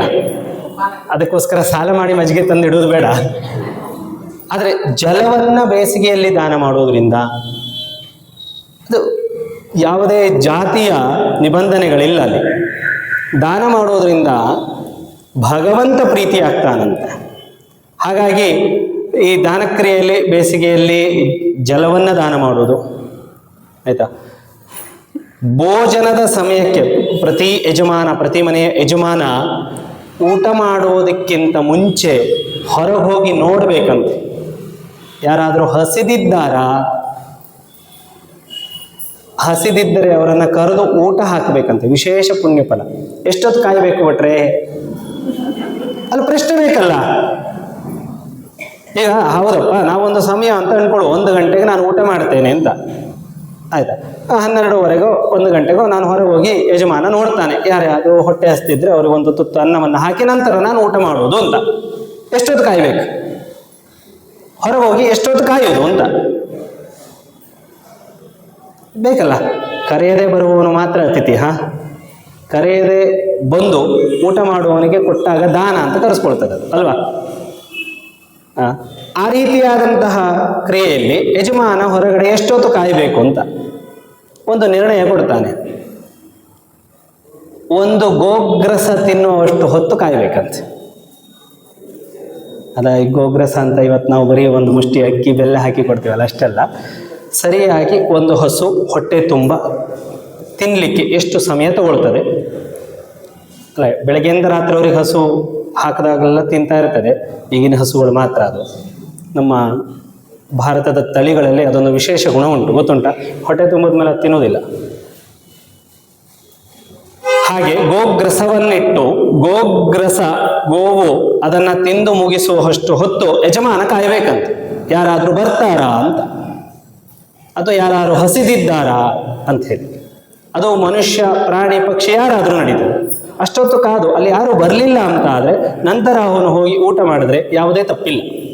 ಊಟ ಆದಮೇಲೆ ಮತ್ತೆ ಯಾರೋ ಬಂದರು ಅನ್ನದಾನ ಮಾಡಿದ್ರೆ ಏನೂ ತಪ್ಪಿಲ್ಲ. ಆದರೆ ಕಾಯೋದಕ್ಕೂ ಒಂದು ಸಮಯ ಅಂತ ಹೇಳಿ ಅದಕ್ಕೂ ಕೂಡ ಹೇಳಿದ್ದಾನೆ ಅಂತ. ಇದು ನಿಮಗೆ ಅನುಮಾನ ಬರದೇ ಇದ್ರೂ ಕೂಡ ಇಲ್ಲಿ ಉತ್ತರ ಕೊಟ್ಟಿಟ್ಟಿದ್ದಾನೆ. ಯಾಕೆಂದರೆ ನಾಳೆ ಯಾರಿಗೂ ಪ್ರಶ್ನೆ ಬರಬಹುದು ಅಂತ. ಈ ರೀತಿಯಾಗಿ ನಾವು ದಾನಗಳನ್ನು, ಮತ್ತೆ ದಾನ ಕೊಡುವಾಗ ನಮ್ಮ ಮನಸ್ಥಿತಿ ಹೇಗಿರಬೇಕು, ದಾನದ ವಸ್ತು ಹೇಗಿರಬೇಕು ಅಂತ. ನಮ್ಮ ಮನಸ್ಥಿತಿ ಹೇಗಿರಬೇಕಂತೆ ಗೊತ್ತಾ? ನಾನು ಕೊಟ್ಟದ್ದು ಕಮ್ಮಿ ಆಯಿತು ಅಂತ ಇರಬೇಕಂತೆ ಮನಸ್ಥಿತಿ. ದಾನ ಕೊಡುವಾಗ ನಾನು ಕೊಟ್ಟದ್ದು ಕಮ್ಮಿ ಆಯಿತು ಅಂತ ಹೇಳಿ ಅವನ ಮನಸ್ಥಿತಿ ಇರಬೇಕು. ಹಾಗೆ ದಾನ ತೆಗೆದುಕೊಳ್ಳುವವನ ಮನಸ್ಥಿತಿಯನ್ನು ಹೇಳ್ತಾನೆ. ಹೇಗಿರಬೇಕು ಅವನ ಮನಸ್ಸು? ನೀವು ಕೊಟ್ಟದ್ದು ಅನಂತವಾಯಿತು ಅಂತ, ಬಹಳ ಉಂಟು ಅಂತ ಹೇಳಬೇಕಂತ. ಹಾಗಾಗಿ ಆ ಸ್ಥಿತಿಯಲ್ಲಿ ಮಾಡಿದಾಗ ದಾನ ಶ್ರೇಷ್ಠವಾದ ಫಲವನ್ನು ಕೊಡ್ತದೆ ಅಂತ. ಮತ್ತು ದಾನ ಕೊಡುವಾಗ, ದಾನ ಕೊಟ್ಟಂತಹ ವಸ್ತುಗಳು, ಈಗ ನಮ್ಮಲ್ಲೆಲ್ಲ ಒಂದು ಮನೆಯಲ್ಲಿ ಒಂದು ಗೃಹ ಶಾಂತಿ ಮಾಡಿಸೋದು, ಭಟ್ರು ಕಲಶಕ್ಕೊಂದು ಕಾಯಿ ತನ್ನಿ ಅಂತ ಹೇಳ್ತಾರೆ. ಇರುವುದರಲ್ಲಿ ಒಳ್ಳೆ ಕಾಯಿ ಕೊಡಬೇಕಂತೆ. ಹೆರೆಮಣೆಗೂ ಹೋಗದ ಕಾಯಿಯನ್ನು ತಂದು ಕೊಡುವುದಲ್ಲ ಅಂತ. ಅಂದರೆ ದಾನ ಕೊಡುವಾಗ ಹಾಗಿರಬೇಕು ಮನಸ್ಥಿತಿ, ಆ ರೀತಿಯಾಗಿ ಸಂಪಾದಿಸಿ ಕೊಡಬೇಕು ಅಂತ. ಹಾಗಾಗಿ ದಾನ ಕೊಡುವುದಷ್ಟೇ ಅಲ್ಲ, ದಾನ ತೆಗೆದುಕೊಂಡವನ ಮನಸ್ಥಿತಿಯ ಬಗ್ಗೆ ತುಂಬ ಚೆನ್ನಾಗಿ ಇದರಲ್ಲಿ ವಿಸ್ತಾರವಾಗಿ ಹೇಳಿದ್ದಾನೆ. ಅದಾದ ಮೇಲೆ ಪ್ರಾಯಶ್ಚಿತ್ತ ನಿರೂಪಣೆಗಳ ಬಗ್ಗೆ ಅಧ್ಯಾಯದಲ್ಲಿ ಪ್ರಾರಂಭ ಮಾಡ್ತಾ ವಿಶೇಷವಾಗಿ ಈ ನಮಗೆ ಬ್ರಹ್ಮಹತ್ಯಾ ದೋಷದ ಬಗ್ಗೆ ಹೇಳುವಂಥದ್ದು. ಎಷ್ಟು ಕಠೋರವಾಗಿ ಹೇಳ್ತಾನೆ ಗೊತ್ತಾ ಬ್ರಹ್ಮಹತ್ಯಾ ದೋಷದ ಬಗ್ಗೆ. ಪರಿಹಾರ ಆಮೇಲೆ ಹೇಳ್ತಾನೆ, ಆದರೆ ಬ್ರಹ್ಮಹತ್ಯಾ ದೋಷ ಅಥವಾ ಇದ್ದಂತಹವನು, ಬ್ರಹ್ಮಹತ್ಯ ಅಂದರೆ ಏನು ಮೊದಲು ನಾವು ಅದನ್ನು ತಿಳ್ಕೊಳ್ಬೇಕಲ್ಲ. ಬ್ರಹ್ಮಹತ್ಯ ಅಂತಂದರೆ ಏನು ಅಂತ. ಬ್ರಾಹ್ಮಣನನ್ನು ಕೊಂದರೆ ಬ್ರಹ್ಮಹತ್ಯಾ ದೋಷ ಅಲ್ವಾ, ಇದು ಕಲ್ಪನೆ ಅಲ್ವಾ. ಜ್ಞಾನಿಯನ್ನು ಕೊಂದರೂ ಬ್ರಹ್ಮಹತ್ಯವೇ. ನಾನು ಆಗಲೇ ಹೇಳಿದ್ದೇನೆ, ಇದರಲ್ಲಿ ಹೇಳುವಾಗ, ಇದನ್ನು ಓದುವಾಗ ಅಲ್ಲಿ ಬ್ರಾಹ್ಮಣ ಅಂತ ಶಬ್ದ ಬಂದರೆ ದಯವಿಟ್ಟು ತಿಳ್ಕೊಳ್ಳಿ, ಯಾರು ಈ ಭಗವಂತನ ಆತ್ಮಜ್ಞಾನದ ಬಗ್ಗೆ, ಲೋಕರಹಸ್ಯಗಳ ಬಗ್ಗೆ ಒಂದಿಷ್ಟು ಕಿಂಚಿತ್ತಾದರೂ ಜ್ಞಾನ ಹೊಂದಿರ್ತಾನೋ ಅವನು ಬ್ರಾಹ್ಮಣ. ಜನಿವಾರವನ್ನು ಹುಟ್ಟು ಮಡಿತೊಟ್ಟು ನಾಮವನ್ನಿಟ್ಟು ಗಂಟೆಲ್ಲಾಡಿಸಿದ ಹೇಳಿಕೆಯಲ್ಲಿ ಮಾತ್ರ ಬ್ರಾಹ್ಮಣ ಆಗುವುದಿಲ್ಲ. ಹಾಗಾಗಿ ಇಲ್ಲಿ ಬ್ರಾಹ್ಮಣ ಶಬ್ದ ಬಂದರೆ, ಕ್ಷತ್ರಿಯ ಅಂತಂದರೆ ಯಾರು? ಬರೀ ಕ್ಷತ್ರಿಯ ಕುಲ, ಈಗ ನಾವು ಹೇಳುವಂತೆ ರಾಜಮನೆತನಗಳಲ್ಲಿ ಹುಟ್ಟಿದಂಥವ್ರು ಅಂತ ಮಾತ್ರ ಅಲ್ಲ. ಯಾರು ಲೋಕ ಸಂರಕ್ಷಣೆಗಾಗಿ ಎದೆಗೊಟ್ಟು ನಿಲ್ತಾನೋ, ಪ್ರಜೆಗಳ ರಕ್ಷಣೆಗೆ ನಿಲ್ತಾನೋ, ಅವನು ಯಾವ ಜಾತಿಯಲ್ಲಿ ಬೇಕಾದ್ರೂ ಹುಟ್ಟಿರಲಿ, ಅವನು ಕ್ಷತ್ರಿಯ. ವೈಶ್ಯ ಅಂತಂದ್ರೆ ಯಾರು? ಎಲ್ಲಿಂದಾದರೂ ಸಂಪಾದಿಸಿಕೊಂಡು ಪ್ರಜೆಗಳು ಸುಖವಾಗಿ ಬದುಕಲಿಕ್ಕೆ ಬೇಕಾದಂತಹ ದ್ರವ್ಯಗಳನ್ನು ಒಟ್ಟು ಮಾಡಿಕೊಡ್ತಾನೋ ಅವನು ನಿಜವಾದ ವೈಶ್ಯ. ಅದು ಯಾವ ಜಾತಿ ಯಾರು ಬೇಕಾರಾಗಿರಲಿ, ಪಾಲನೆ ಮಾಡಲಿಕ್ಕೆ ವೈಶ್ಯ ಬೇಕು ಅಂತ. ಯಾರು ಈ ಎಲ್ಲ ವರ್ಗಗಳಿಗೂ ಸಹಾಯಭೂತವಾಗಿ ನಿಲ್ತಾರೋ, ಈ ಎಲ್ಲ ವರ್ಗಗಳು ಸರಿಯಾಗಿ ನಡಿಲಿಕ್ಕೆ ತಮ್ಮ ಒಂದು ಸೇವೆಯನ್ನು ಸಲ್ಲಿಸ್ತಾರೋ ಅವನು ಶೂದ್ರ. ಇಲ್ಲಿ ಯಾವ ಜಾತಿಯ ವರ್ಣನೆ ನಮ್ಮ ಪುರಾಣಗಳಲ್ಲಿ ಹೇಳಲೇ ಇಲ್ಲ. ಜಾತಿಯ ವ್ಯವಸ್ಥೆ ಅನ್ನೋದು ಯಾವುದರಲ್ಲೂ, ಇವು ಭಗವದ್ಗೀತೆಯಲ್ಲಿ ವರ್ಣಾಶ್ರಮ ಅಂತ ಹೇಳಿದ್ದಾನೆ, ಅದರಲ್ಲಿ ಇದು ಹೇಳಿದ್ದಾನೆ, ಎಲ್ಲೂ ಕೂಡ ಜಾತಿ ಹೇಳಲೇ ಇಲ್ಲ. ವರ್ಣಾಶ್ರಮ ಅಂತಂದ್ರೆ ನಾವೀಗ ಆಡುವಾಗ ಮಾತಿನಲ್ಲಿ ಆಡ್ತೇವಲ್ವಾ, ನೋಡು ಅವನು ನಿಜವಾದ ಬಣ್ಣ ತೋರಿಸ್ದ ಅಂತ. ಎಂಥದ್ದು ಅವನಿಗೆ ಅಂತ ಬಣ್ಣ ಉಂಟಾ? ಕಪ್ಪು, ಬಿಳಿ, ಕೆಂಪು, ಹಳದಿ ಅಂತೇಳಿ ಅಲ್ವಾ. ಅವನು ಯಾವ ಬಣ್ಣ ಇದ್ರೂ ಕೂಡ ನಾವು ಹೇಳೋದು, ನೋಡು ಅವನು ನಿಜವಾದ ಬಣ್ಣ ಗೊತ್ತಾಯ್ತು ನಮಗೆ ಇವತ್ತು ಅಂತ ನಾವು ಬಳಸೋದು ಶಬ್ದ ಅಲ್ವಾ. ಅಂತಂದ್ರೆ ಗುಣ ಅಂತ ಅರ್ಥ ಆಡುಭಾಷೆ. ಹಾಗೆ ವರ್ಣಾಶ್ರಮ ಅಂತಂದ್ರೆ ಆ ಗುಣಕ್ಕೆ ತಕ್ಕಂತಹ ಕ್ರಿಯೆಗಳು. ಅದು ಎಲ್ಲ ಕಡೆಯಲ್ಲೂ ಉಂಟಲ್ಲ, ಬರೀ ಭಾರತದಲ್ಲೂ ಉಂಟಾ? ಎಲ್ಲ ದೇಶದಲ್ಲೂ ಉಂಟಲ್ಲ ಆ ವರ್ಣಾಶ್ರಮ. ಹಾಗಾದ್ರೆ ಎಲ್ಲ ಕಡೆಯಲ್ಲೂ ಬ್ರಾಹ್ಮಣ, ಕ್ಷತ್ರಿಯ, ವೈಶ್ಯ, ಶೂದ್ರ ಇರಲೇಬೇಕಾಯ್ತಲ್ಲ. ಹಾಗೆ ಬ್ರಹ್ಮಹತ್ಯ ಅಂತ ಹೇಳುವಾಗ ಯಾರು ಜ್ಞಾನಿಯನ್ನ ಕೊಲ್ತಾನೆ, ಯಾರು ಆ ಸತ್ಕರ್ಮದಲ್ಲಿರೋನನ್ನ ಕೊಲ್ತಾನೆ, ಅವನಿಗೆ ಬ್ರಹ್ಮಹತ್ಯೆ ಬರ್ತದೆ. ಎಷ್ಟು ಕಠೋರವಾಗಿ ಹೇಳ್ತಾನೆ ಅಂತಂದ್ರೆ, ಅಂಥವನು ಏನು ಮಾಡ್ಬೇಕಂತೆ ಗೊತ್ತಾ? ಬೆಟ್ಟದ ತುದಿಯಲ್ಲಿ ಹೋಗಿ ನಿಂತು ಎಲ್ಲೂ ಅಡೆತಡೆಗಳಿಲ್ಲದೆ ಕೆಳಗೆ ಬಿದ್ದರೆ ಸಾಯ್ತೇನೆ ಅಂತ ಕನ್ಫರ್ಮ್ ಇದೆ ಅಂತ ಬೆಟ್ಟದಿಂದ ಹಾರಬೇಕಂತೆ. ಇಲ್ವಾ ದಗದಗ ಉರಿಯುವ ಬೆಂಕಿಯಲ್ಲಿ ಹಾರಬೇಕಂತೆ. ಬ್ರಹ್ಮಹತ್ಯಕ್ಕೆ ಅವರು ಹೇಳುವಂಥದ್ದು. ಅದರ ನಂತರ ಹೇಳ್ತಾ ಹೋಗ್ತಾರೆ ಪ್ರಾಯಶ್ಚಿತ್ತ. ಮೊದಲು ಕಠೋರವಾಗಿ ಅಂದ್ರೆ ಬ್ರಹ್ಮಹತ್ಯೆ ಮಾಡಬಾರದು ಅಂತ ಅಂದರೆ ಅಶ್ವಮೇಧ ಯಾಗದ ಒಂದು ಕ್ರಿಯೆಯಿಂದ ಬ್ರಹ್ಮಹತ್ಯಾ ದೋಷ ಹೋಗುವಂತಹದ್ದು. ವಿಶೇಷವಾಗಿ ಗಂಗಾ ನದಿಯ ತಟಾಕದಲ್ಲಿ 3 ದಿನಗಳ ಉಪವಾಸವನ್ನ ಆಚರಿಸಿ ಭಗವಂತನನ್ನ ಧ್ಯಾನಿಸಿ ಅರ್ಚಿಸಿ ಹೋಮಿಸಿ ಯಾರು ಗಂಗಾ ಸ್ನಾನವನ್ನು ಮಾಡ್ತಾರೆ ಅವರಿಗೂ ಕೂಡ ಬ್ರಹ್ಮಹತ್ಯಾ ದೋಷ ಕಳೀತದೆ ಅಂತೇಳಿ ಹೇಳ್ತಾನೆ, ಆಯ್ತಾ. ಹಾಗೆ ಇಲ್ಲಿ ಕೆಲವೊಂದು ಪಂಚಮಹಾಪಾತಕಗಳು, ನಾವು ಸಂಕಲ್ಪ ಮಾಡುವಾಗೆಲ್ಲ ನಮ್ಮ ಪಂಚಮಹಾಪಾತಕಗಳು ಅಂತ ಹೇಳಿ ಹೇಳ್ತೇವಲ್ಲ, ಬಹುಶಃ ಈ ಪಂಚಮಹಾಪಾತಕಗಳಲ್ಲಿ ಕೆಲವೊಂದು ವಿಚಾರಗಳನ್ನು ಇದರಲ್ಲಿ ಹೇಳುವಾಗ ಮೊದಲನೇದಾಗಿ ಏನು ಅಂತ ಕೇಳಿದ್ರೆ, ಕಾಮದಿಂದ ಮೋಹಿತನಾಗಿ ಬ್ರಾಹ್ಮಣನು ತನ್ನ ಗುರುವಿನ ಪತ್ನಿಯ ಬಳಿ ಹೋದರೆ ಗುರುಪತ್ನಿ ಗಮನರೂಪ ಪಾಪದಿಂದ ಮುಕ್ತನಾಗಲು ಉರಿಯುತ್ತಿರುವಂತಹ ಸೂರ್ಯನಂತೆ ಅವನು ಪಂಚಮಹಾಪಾತಕಗಳಿಗೆ ಒಳಗ್ತಾನೆ. ಅಂದರೆ ಗುರುಪತ್ನಿಯ ಒಟ್ಟಿಗೆ ಕೆಟ್ಟದಾಗಿ ನಾವು ಏನಂತೇವೆ ಬಿಹೇವ್ ಮಾಡಿದ್ರೆ, ಕಾಮದೃಷ್ಟಿಯಲ್ಲಿ ನೋಡಿದ್ರೆ ಮಹಾಪಾತಕಗಳಿಗೆ ಒಳಗಾಗ್ತೇವೆ. ಇನ್ನೊಂದು ಬ್ರಹ್ಮಹತ್ಯ ಮೊದಲೇ ಹೇಳಿದ್ದೇನೆ ನಾನು, ಆಯ್ತಾ. ಅದಾದ ನಂತರದಲ್ಲಿ ಯಾರು ಈ ಭಗವಂತನ ನುಡಿಗಳಲ್ಲಿ ಪಂಚಮಹಾಪಾತಕಗಳಲ್ಲಿ ಈ ವ್ರತವಿಹಿತ ಅಂದರೆ ಅನುಷ್ಠಾನಗಳನ್ನು ಮಾಡ್ತೀನಿ ಅಂತ ಹೇಳಿ ಸುಳ್ಳು ಹೇಳಿ ಕ್ರಿಯೆಗಳನ್ನು ದಾನ ತೆಗೆದುಕೊಳ್ಳೋದು ಮಾಡೋದು, ದೊಡ್ಡ ಅನುಷ್ಠಾನಿಕರಪ್ಪ ಅವರು, ಅವರಲ್ಲಿ ಕೊಟ್ಟರೆ ಒಳ್ಳೆಯದಕ್ಕೆ ಬಳಸ್ತಾರವರು ಅಂತ ಹೇಳಿ ಒಂದು ಭಾವನೆಯನ್ನು ಸೃಷ್ಟಿ ಮಾಡ್ತಾನೆ. ಅದು ಮಹಾಪಾತಕಗಳಲ್ಲೊಂದು. ಅಷ್ಟೇ ಅಲ್ಲ, ಈ ರೀತಿ ಸುಳ್ಳು ಹೇಳುವವರ ಸಹವಾಸ ಮಾಡಿದರೆ, ಚೋರರಿಗೆ ಸಹಾಯ ಮಾಡಿದರೆ, ಅವರು ತಪ್ಪು ಅಂತ ಗೊತ್ತಿದ್ದು ಕೂಡ ಅವನ ಸ್ನೇಹ ಮಾಡಿದರೆ ಅವನು ಕೂಡ ಮಹಾಪಾತಕಿ ಆಗ್ತಾನೆ. ಇದರಲ್ಲಿ ವಿಶೇಷ ಅದರ ಬಗ್ಗೆ. ಇನ್ನು ಉಳಿದಂತೆ ಬ್ರಹ್ಮಹತ್ಯದ ತುಂಬ ಪರಿಹಾರಗಳು, ಅಶ್ವಮೇಧ ಯಾಗ, ಆಮೇಲೆ ವೇದ ಸಂಹಿತಾ ಯಾಗಗಳು, ಇವನ್ನೆಲ್ಲ ಬಗ್ಗೆ ಹೇಳ್ತಾನೆ. ಅವನ್ನೆಲ್ಲ ಮಾಡಿದ್ರೆ ಒಂದಿಷ್ಟು ಪ್ರಮಾಣದಲ್ಲಿ ಬ್ರಹ್ಮಹತ್ಯಾ ದೋಷ ಹೋಗ್ತದೆ ಅಂತ. ಅದರ ಜೊತೆಗೆ ಇಲ್ಲಿ ನವನಿಧಿಗಳ ಲಕ್ಷಣ ಕೂಡಿದ ಪುರುಷನ ಐಶ್ವರ್ಯ ಮತ್ತು ಸ್ವಭಾವದ ವರ್ಣನೆಯನ್ನು, ಅಂದರೆ ಬಹುಶಃ ಇದು ಅವನ ಸ್ವಭಾವದಲ್ಲಿ ಬರುವಂತಹ ಲಕ್ಷಣಗಳು. ಅದು 9 ಯಾವುದು ಅಂತ ಕೇಳಿದ್ರೆ ನಮಗೆ ಇಲ್ಲಿ ಕೇಳೋದು ಪದ್ಮ, ಮಹಾಪದ್ಮ, ಮಕರ, ಕಚ್ಚಪ, ಮುಕುಂದ, ಕುಂದ ಅಥವಾ ನಂದ ಅಂತ ಹೇಳ್ತಾರೆ. ನೀಲ ಮತ್ತು ಶಂಖ, ಇದು 9 ನಿಧಿಗಳು. ಈ 9 ನಿಧಿಗಳ ಒಂದು ಸಂಕಲನದಲ್ಲಿ ಸ್ವಭಾವಗಳನ್ನು ಹೇಳ್ತಾ ಹೋಗ್ತಾನೆ. ಅಂದರೆ ಈಗ ಪದ್ಮ ಸ್ವಭಾವದಲ್ಲಿ ಹುಟ್ಟಿದಂತಹವನು, ಅಂದರೆ ಅದು ನಮಗೆ ಬಹುಶಃ ಹೊರಗಿನ ಒಂದು ನೋಟಕ್ಕೆ ಆ ಪದ್ಮರೇಖೆಗಳು ಕಾಣಿಸುವುದಿಲ್ಲ. ಆ ರೀತಿ ಇರೋನು ತುಂಬ ಸಾತ್ವಿಕನಾಗಿ ಇರುತ್ತಾನೆ. ತುಂಬ ಸಾತ್ವಿಕತೆಯಲ್ಲಿ ಗಳಿಸಿ ದಾನಗಳನ್ನು ಮಾಡ್ತಾನೆ, ಏನನ್ನೂ ಇಟ್ಟುಕೊಳ್ಳುವುದಿಲ್ಲ ಅಂತ, ತನಗಾಗಿ ಏನನ್ನೂ ಇಟ್ಟುಕೊಳ್ಳುವುದಿಲ್ಲ ಅಂತ. ಹಾಗೆ ಪದ್ಮರೇಖೆ ಉಳ್ಳಂತಹ ಪುರುಷನ ಸ್ವಭಾವ ಇರ್ತದೆ ಅಂತ. ಹಾಗೆ ಮಹಾಪದ್ಮಿಯಾದಂಥವನು, ಮಹಾಪದ್ಮಿ ರೇಖೆ ಅಥವಾ ಚಿಹ್ನೆ ಉಳ್ಳಂತಹವನು ಈ ಧನವನ್ನು ಹೆಚ್ಚು ಸಂಪಾದನೆ ಮಾಡ್ತಾನೆ, ಸಂಪಾದನೆ ಮಾಡಿ ಧರ್ಮಕರ್ಮಗಳಿಗೆ ಉಪಯೋಗಿಸ್ತಾನೆ ಅಂತ. ಹಾಗೆ ಈ ಮಕರ ಚಿಹ್ನೆ ಉಳ್ಳಂಥವನು ಯುದ್ಧದಲ್ಲಿ ಆಸಕ್ತಿ ಹೊಂದಿರ್ತಾನೆ, ಅಂದರೆ ಕೆಟ್ಟವನಲ್ಲ, ರಕ್ಷಣೆಗೆ ನಿಂತು ಯಾವಾಗಲೂ ಸದಾ ಯುದ್ಧ. ಒಂದು ಸಮಸ್ಯೆ ಉಂಟು ದೇಶಕ್ಕೆ, ನಾನು ಹೊಡೆದಾಡಬೇಕಂದ್ರೆ ಮುಂದೆ ಹೋದ ಅಂತ, ಆ ರೀತಿಯಾದಂತಹ ಸ್ವಭಾವದ ಮನುಷ್ಯ ಆಗಿರ್ತಾನೆ ಅಂತ ಹೇಳಿ. ಹಾಗೆ ಕಚ್ಚಪ ಅನ್ನುವಂಥವನು ಅಲ್ಲಿ ಯುದ್ಧಕ್ಕೆ ಉದ್ದೇಶ ಇಲ್ಲ, ಸರಿ ತಪ್ಪು ಇಲ್ಲ.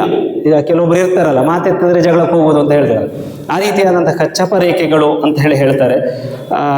ಹೀಗೆ ಮುಕುಂದ ಅಂತ ಹೇಳುವಾಗ ಜಿಪುಣ ಅಂತ, ಜಿಪುಣತನದಲ್ಲಿ ಇರುವಂತಹದ್ದು. ನಂದ ಅಂತ ಹೇಳುವಾಗ ಸಾಂಸಾರಿಕವಾದ ರೇಖೆ ಇರುವನು, ಸಾಂಸಾರಿಕವಾದಂತಹ ಸಂಪಾದನೆಯಲ್ಲಿ ಆಸಕ್ತಿ ಹೊಂದಿದಂಥವನು. ಹೀಗೆ ಅದು ಒಂದು ಪುರುಷನ ಲಕ್ಷಣಗಳಲ್ಲಿ ಹೇಳೋದು. ಆ ರೇಖೆ ಬಹುಶಃ ಈಗ ನಾವು ಕಂಡು ಹಿಡಿಯೋದು ಕಷ್ಟ, ಹೇಗೆ ಅಂಥೇಳಿ. ಅದರಲ್ಲಿ ಹೆಚ್ಚು ಏನು ವರ್ಣನೆ ಮಾಡುವಂತಹದ್ದಿಲ್ಲ. ಆದರೆ 37ನೇ ಅಧ್ಯಾಯದಲ್ಲೂ ಕೂಡ ಈ ನಾವು ಹಾಗೆ ಓದುವಾಗ ಏನಾಗ್ತದೆ, ರಾಜ ಪ್ರಿಯವ್ರತನ ವಂಶದ ನಿರೂಪಣೆ ಉಂಟು. ರಾಜ ಪ್ರಿಯವ್ರತ ಅಂತ ಕೇಳಿದ್ದೀರಲ್ಲ, ಅದರಲ್ಲೊಂದು ವಿಶೇಷವಾದಂತಹ ವರ್ಣನೆ ಇದೆ. ನಾನು ನಿಮಗೆ ಅದನ್ನು ಹೇಳಬೇಕು. ಇಲ್ಲಿ ಎಲ್ಲರಿಗೂ ಗೊತ್ತಿದೆ, ರಾಜ ಪ್ರಿಯವ್ರತನಿಗೆ 10 ಜನ ಮಕ್ಕಳು.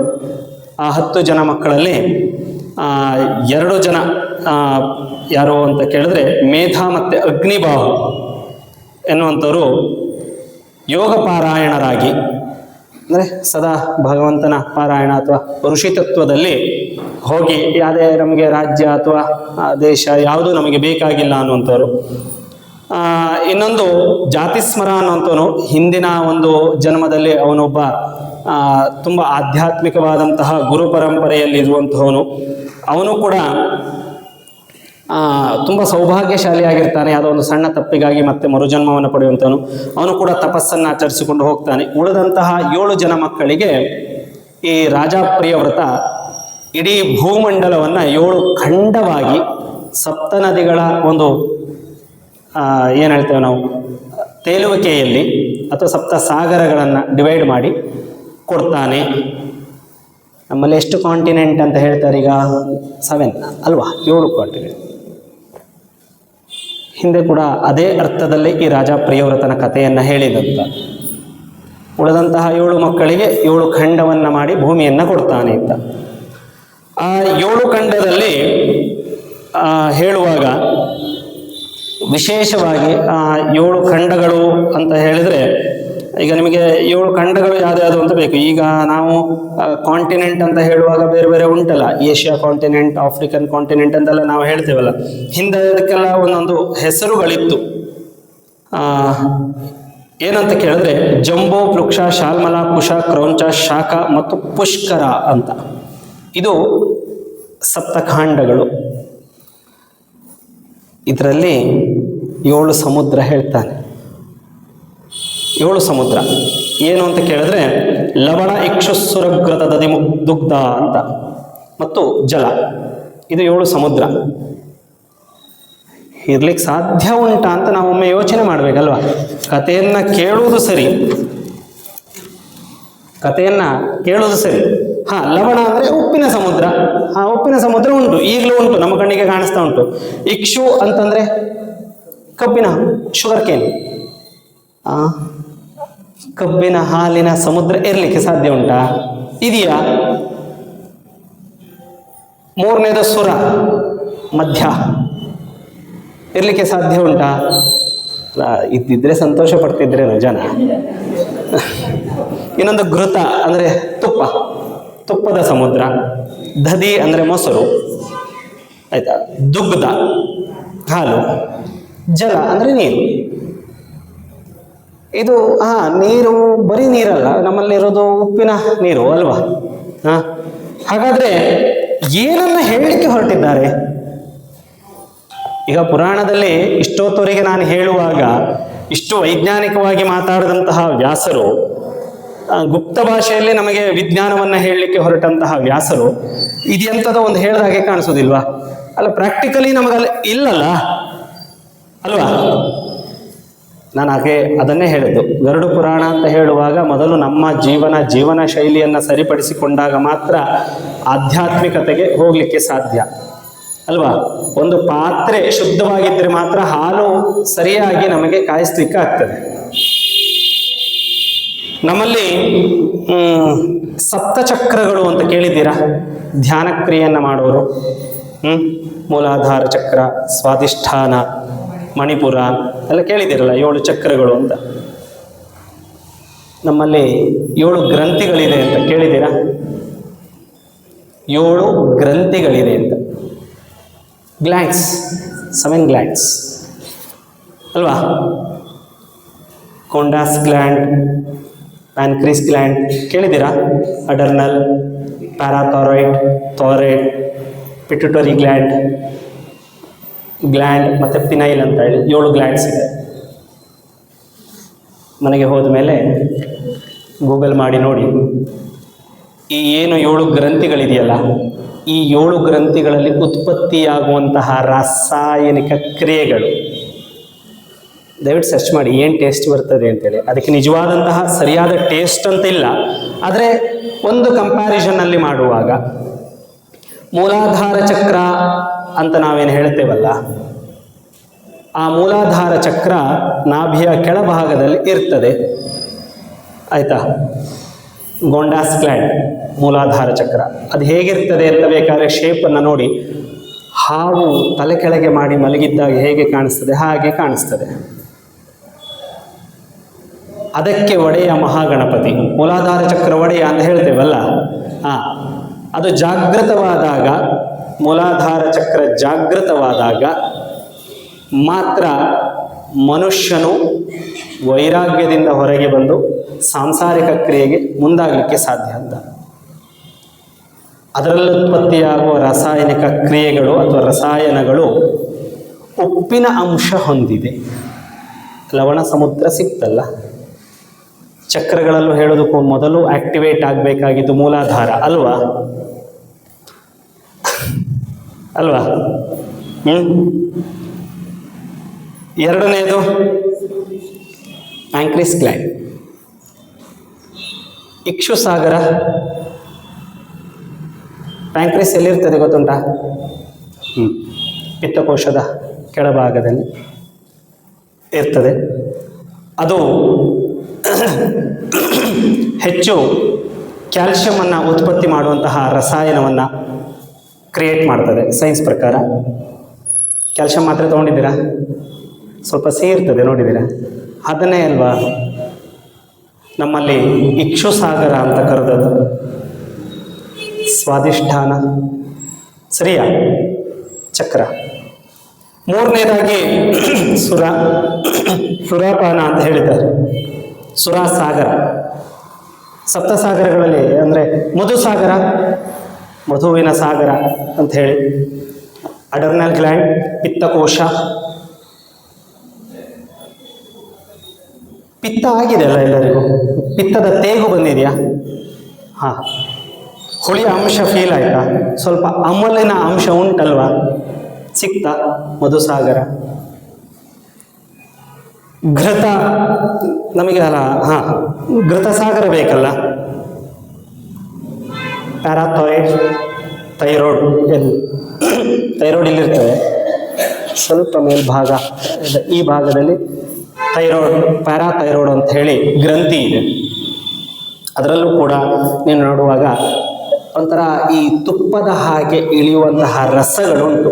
ಅದಕ್ಕೆ ಇಂಗ್ಲೀಷ್ನಲ್ಲಿ ಏನೋ ಒಂದು ಸೈಂಟಿಫಿಕ್ ವರ್ಡ್ ಇದೆ, ಅದಕ್ಕೆ ನೆನಪು ಬರ್ತಾ ಇಲ್ಲ. ಆ ರೀತಿಯಾದಂತಹ ಒಂದು ರಾಸಾಯನಿಕ ಕ್ರಿಯೆಯನ್ನು ಅದು ಉತ್ಪತ್ತಿ ಮಾಡ್ತದೆ. ಘೃತ ಸಿಕ್ತು.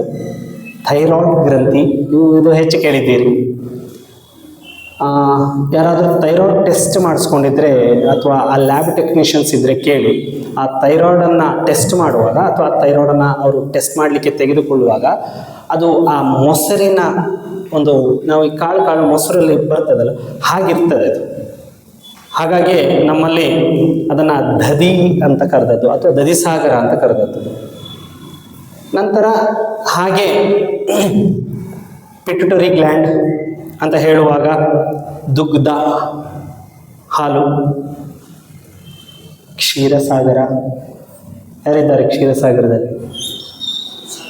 ಮಹಾವಿಷ್ಣು ಅಲ್ವಾ? ಮಹಾವಿಷ್ಣು ಸರಿ ತಾನೆ? ಆ ಮಹಾವಿಷ್ಣು ನೆಲೆಸಿದಂತಹ ಕ್ಷೀರಸಾಗರ ಅಂತ ಹೇಳುವಾಗ ನಮಗೆ ಆ ಗ್ರಂಥಿಯಲ್ಲಿದೆ ಅಂತ ಬೇಕು. ಈಗ ನಾನು ಹೇಳಿದೆ ಅಂತ ನೀವು ನಂಬೋದು ಬೇಡ, ಆಯ್ತಾ? ನೀವು ಇದ್ರ ಬಗ್ಗೆ ಸಂಶೋಧನೆ ಮಾಡಬೇಕು. ಭಟ್ರು ಹೇಳಿದ್ರು, ನಾನು ಹಾಗೆ ನಂಬಿಕೊಂಡೆ, ಹಾಗೆ ಬಂದೆ ಅಂತಲ್ಲ. ಇದು ನಾನು ನಿಮ್ಮ ಮಸ್ತಕಕ್ಕೆ ಹಾಕುತ್ತಿರುವ ಚಿಂತನೆ ಅಷ್ಟೇನೆ, ಆಯ್ತಾ?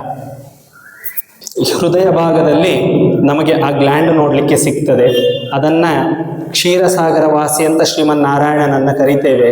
ಈ ಹೃದಯ ಮತ್ತು ಮಧ್ಯಭಾಗ, ನಮ್ಮ ಹೃದಯದಲ್ಲಿ ಉಂಟಲ್ಲ, ಈ ಮಧ್ಯ ಮೂಳೆ, ಎರಡರ ಮಧ್ಯ ಒಂದು ಸೂಜಿ ಮನೆಯಷ್ಟು ಜಾಗ ಇದೆ. ಅದು ಎಲ್ಲ ಮನುಷ್ಯನಿಗೂ, ಹೊರಗಿನ ಬಣ್ಣ ನೋಡಬೇಡಿ, ಕಪ್ಪು ಕೆಂಪು ಬಿಳಿ ಏನು ಬೇಕಾದ್ರೆ ಇರಲಿ, ಆ ಸೂಜಿ ಮನೆಯಷ್ಟು ಜಾಗ ನಮಗೆ ಸುವರ್ಣ ವರ್ಣದಂತೆ, ಅಂದರೆ ಬಂಗಾರದ ಬಣ್ಣದಂತೆ ನಿಮಗೆ ಕಾಣ ಸಿಗ್ತದೆ. ಆದರೆ ಆ ಗ್ಯಾಪ್ನಲ್ಲಿ ನಾನು ಸೂಜಿ ಮನೆಯಷ್ಟು ದಾರಿ ಇದೆ, ಜಾಗ ಇದೆ ಅಂತ ಹೇಳಿದ್ದೇನೆ, ಸೂಜಿಯು ಹೋಗೋದಿಲ್ಲ. ಅದು ಹಾಗಾದರೆ ಅಲ್ಲಿ ಏನೋ ಒಂದು ಇರಬೇಕಲ್ಲ, ಏನೋ ಅಂತ ಯಾರಿಗೂ ಗೊತ್ತಿಲ್ಲ. ಅದನ್ನೇ ನಮ್ಮ ಹಿಂದಿನ ಶಾಸ್ತ್ರಜ್ಞರು ಭಗವಂತನ ವಾಸ ಹೃದಯ, ನಾನು ಮಾಡ್ತೇನೆ ನಮ್ಗೆ ಗೊತ್ತಿಲ್ಲದೇನೋ ಕೈ ಹೀಗೆ ಹೋಗ್ತಾ ಇರ್ತದೆ ನಮಗೆ, ಆಯ್ತಾ? ನನ್ನ ಕೈಯಲ್ಲಿ ಆಗುತ್ತೆ ಅಂತ ಎದೆ ಮುಟ್ಟೋದು, ಅಲ್ಲಿ ಹೋಗಿ ಬರ್ಬೇಕು. ಆಯ್ತಪ್ಪ, ನನ್ನ ಕೈಯಲ್ಲಿ ಆಗುತ್ತೆ, ನಾವು ಕೈಯಲ್ಲಿ ಹೋಗೋದಿಲ್ಲ, ನಾವು ಹೃದಯದಲ್ಲಿ ಹೋಗೋದಿಲ್ಲ, ಹೋಗೋದು ಕಾಲಲ್ಲಿ. ಕಾಲಿನ ಹೆಸರೇ ಬರಲಿಲ್ಲ, ಯಾಕೆ ಇಲ್ಲಿಗೆ ಹೋಯ್ತದು? ಅಲ್ಲಿದ್ದಾನೆ ಅಂತ. ಆ ಜಾಗದಲ್ಲಿ ಕ್ಷೀರದ ಉತ್ಪತ್ತಿ ಅಥವಾ ಹಾಲಿನ ಉತ್ಪತ್ತಿಯ ಗ್ರಂಥಿಗಳು ಅಥವಾ ಕಂಟೆಂಟ್ ನಮಗೆ ಕಾಣ ಸಿಗ್ತದೆ. ಹಾಗಾಗಿ ಕ್ಷೀರಸಾಗರ. ಅದಾದ ಮೇಲೆ ನಮಗೆ ಜಲ ಅಂತ ಹೇಳುವಂಥದ್ದು ಸಹಸ್ರಾರ ಚಕ್ರ, ಪೈನಲ್ ಗ್ಲ್ಯಾಂಡ್. ಎಷ್ಟು ಜನಕ್ಕೆ ಗೊತ್ತಿದೆಯಲ್ಲೋ ಗೊತ್ತಿಲ್ಲ. ನಾನು ಶಾಲೆಗೆ ಹೋಗುವಾಗ ಗೊತ್ತಿಲ್ಲ ಯಾಕೆ ಅಂತ ಹೇಳಿ, ನನ್ನೊಬ್ಬರು ಮಾಸ್ಟ್ರು ಹೇಳಿದರು, ಇಲ್ಲ ಇಲ್ಲಿಗೆ ಹೊಡಿಬಾರ್ದು ಅಂತ ಹೇಳಿದರು. ಯಾಕೆ ಅಂತ ಕೇಳಿದೆ. ಅವ್ರ ಬಹುಶಃ ಕಾರಣ ಹೇಳಲಿಲ್ಲ ನಮಗೆ, ನಾವೆಲ್ಲ ಮಕ್ಕಳು ಕೂತಿರುವಾಗ. ತಾಯಿ ಬದುಕಿರೋರಿಗೆ ತಲೆ ಹೊಡಿಬಾರ್ದು ಅಂತಂದರು. ಇದು ನಮಗೆ ಹಿಡಿದುಕೊಂಡ್ಬಿಟ್ವಿ ನಾವು. ಯಾರೋ ತಲೆ ಹೊಡೆದ ತಕ್ಷಣ ನನಗೆ ಅಮ್ಮ ಬದುಕಿದ್ದಾಳೆ, ನೀ ಅಂತ ಹೊಡೆಯೋದು ಅಂತ. ಯಾಕೆ ಗೊತ್ತುಂಟಾ? ಪೈನಲ್ ಗ್ಲ್ಯಾಂಡ್ ತುಂಬ ಸ್ಮೂತ್ ಇರ್ತದೆ. ಸಹಸ್ರಾರ ಚಕ್ರ ಅನ್ನೋದು, ಸಹಸ್ರಾರ ಚಕ್ರಕ್ಕೆ ನೇರ ಸೂರ್ಯ ಕಿರಣ ಬಿದ್ದರೂ ಕೂಡ, ಅಂದರೆ ಸಹಸ್ರಾರ ಚಕ್ರ ಆಕ್ಟಿವೇಟ್ ಆಗಿರಬೇಕು, ನೇರ ಸೂರ್ಯನ ಕಿರಣ ಬಿದ್ದರೂ ಕೂಡ ಸಹಸ್ರಾರ ಚಕ್ರದಿಂದ ಆತ್ಮವನ್ನು ಹೊರಗೆಳೆಯುವ ಶಕ್ತಿ ಉಂಟು ಅಂತ. ಹಾಗಾಗಿ ನಮ್ಮಲ್ಲಿ ಶಿಕೆ ಬಿಡುವ ಪದ್ಧತಿ ಬಂದದ್ದು. ಜುಟ್ಟು ಅಂತ ಹೇಳ್ತೇವಲ್ಲ ನಾವು, ಸುಮ್ಮನೆ ಜುಟ್ಟು ಬಿಡುವುದಲ್ಲ ಅಂತ, ಅದಕ್ಕೊಂದು ಕಾರಣ ಬೇಕು, ಕಾರಣ ಇತ್ತು ಅಂತ. ಹಾಗಾಗಿ ಆ ಪೆನಲ್ ಸೈನ್ಸ್ ಕೂಡ ಅದನ್ನು ಹೇಳ್ತದೆ. ತುಂಬ ಅದು ಆ ಬ್ರೈನ್ ಒಳಗಡೆ ಭಾಗದಲ್ಲಿ ಇರುವಂತಹ ಗ್ಲ್ಯಾಂಡ್ ಅದು ಕೆಮಿಕಲ್ ರಿಲೀಸ್ ಮಾಡಿದಾಗ ಮಾತ್ರ ಎಲ್ಲ ರೀತಿಯಾದಂತಹ ಆಕ್ಟಿವಿಟೀಸ್ ಬಾಡಿಲಿ ನಡೀತದೆ.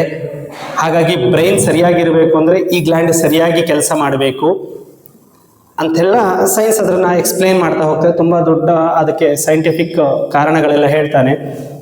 ನಮ್ಮಲ್ಲೂ ಕೂಡ ಅಷ್ಟೇ, ಸಹಸ್ರಾರಕ್ಕೆ ಮುಟ್ಟಿದ ಮೇಲೆ ಆ ಮನುಷ್ಯ ಅದ್ಭುತವಾಗಿ ನಡೆಯನ್ನು ನಡೆಸ್ತಾನೆ ಅಂತ.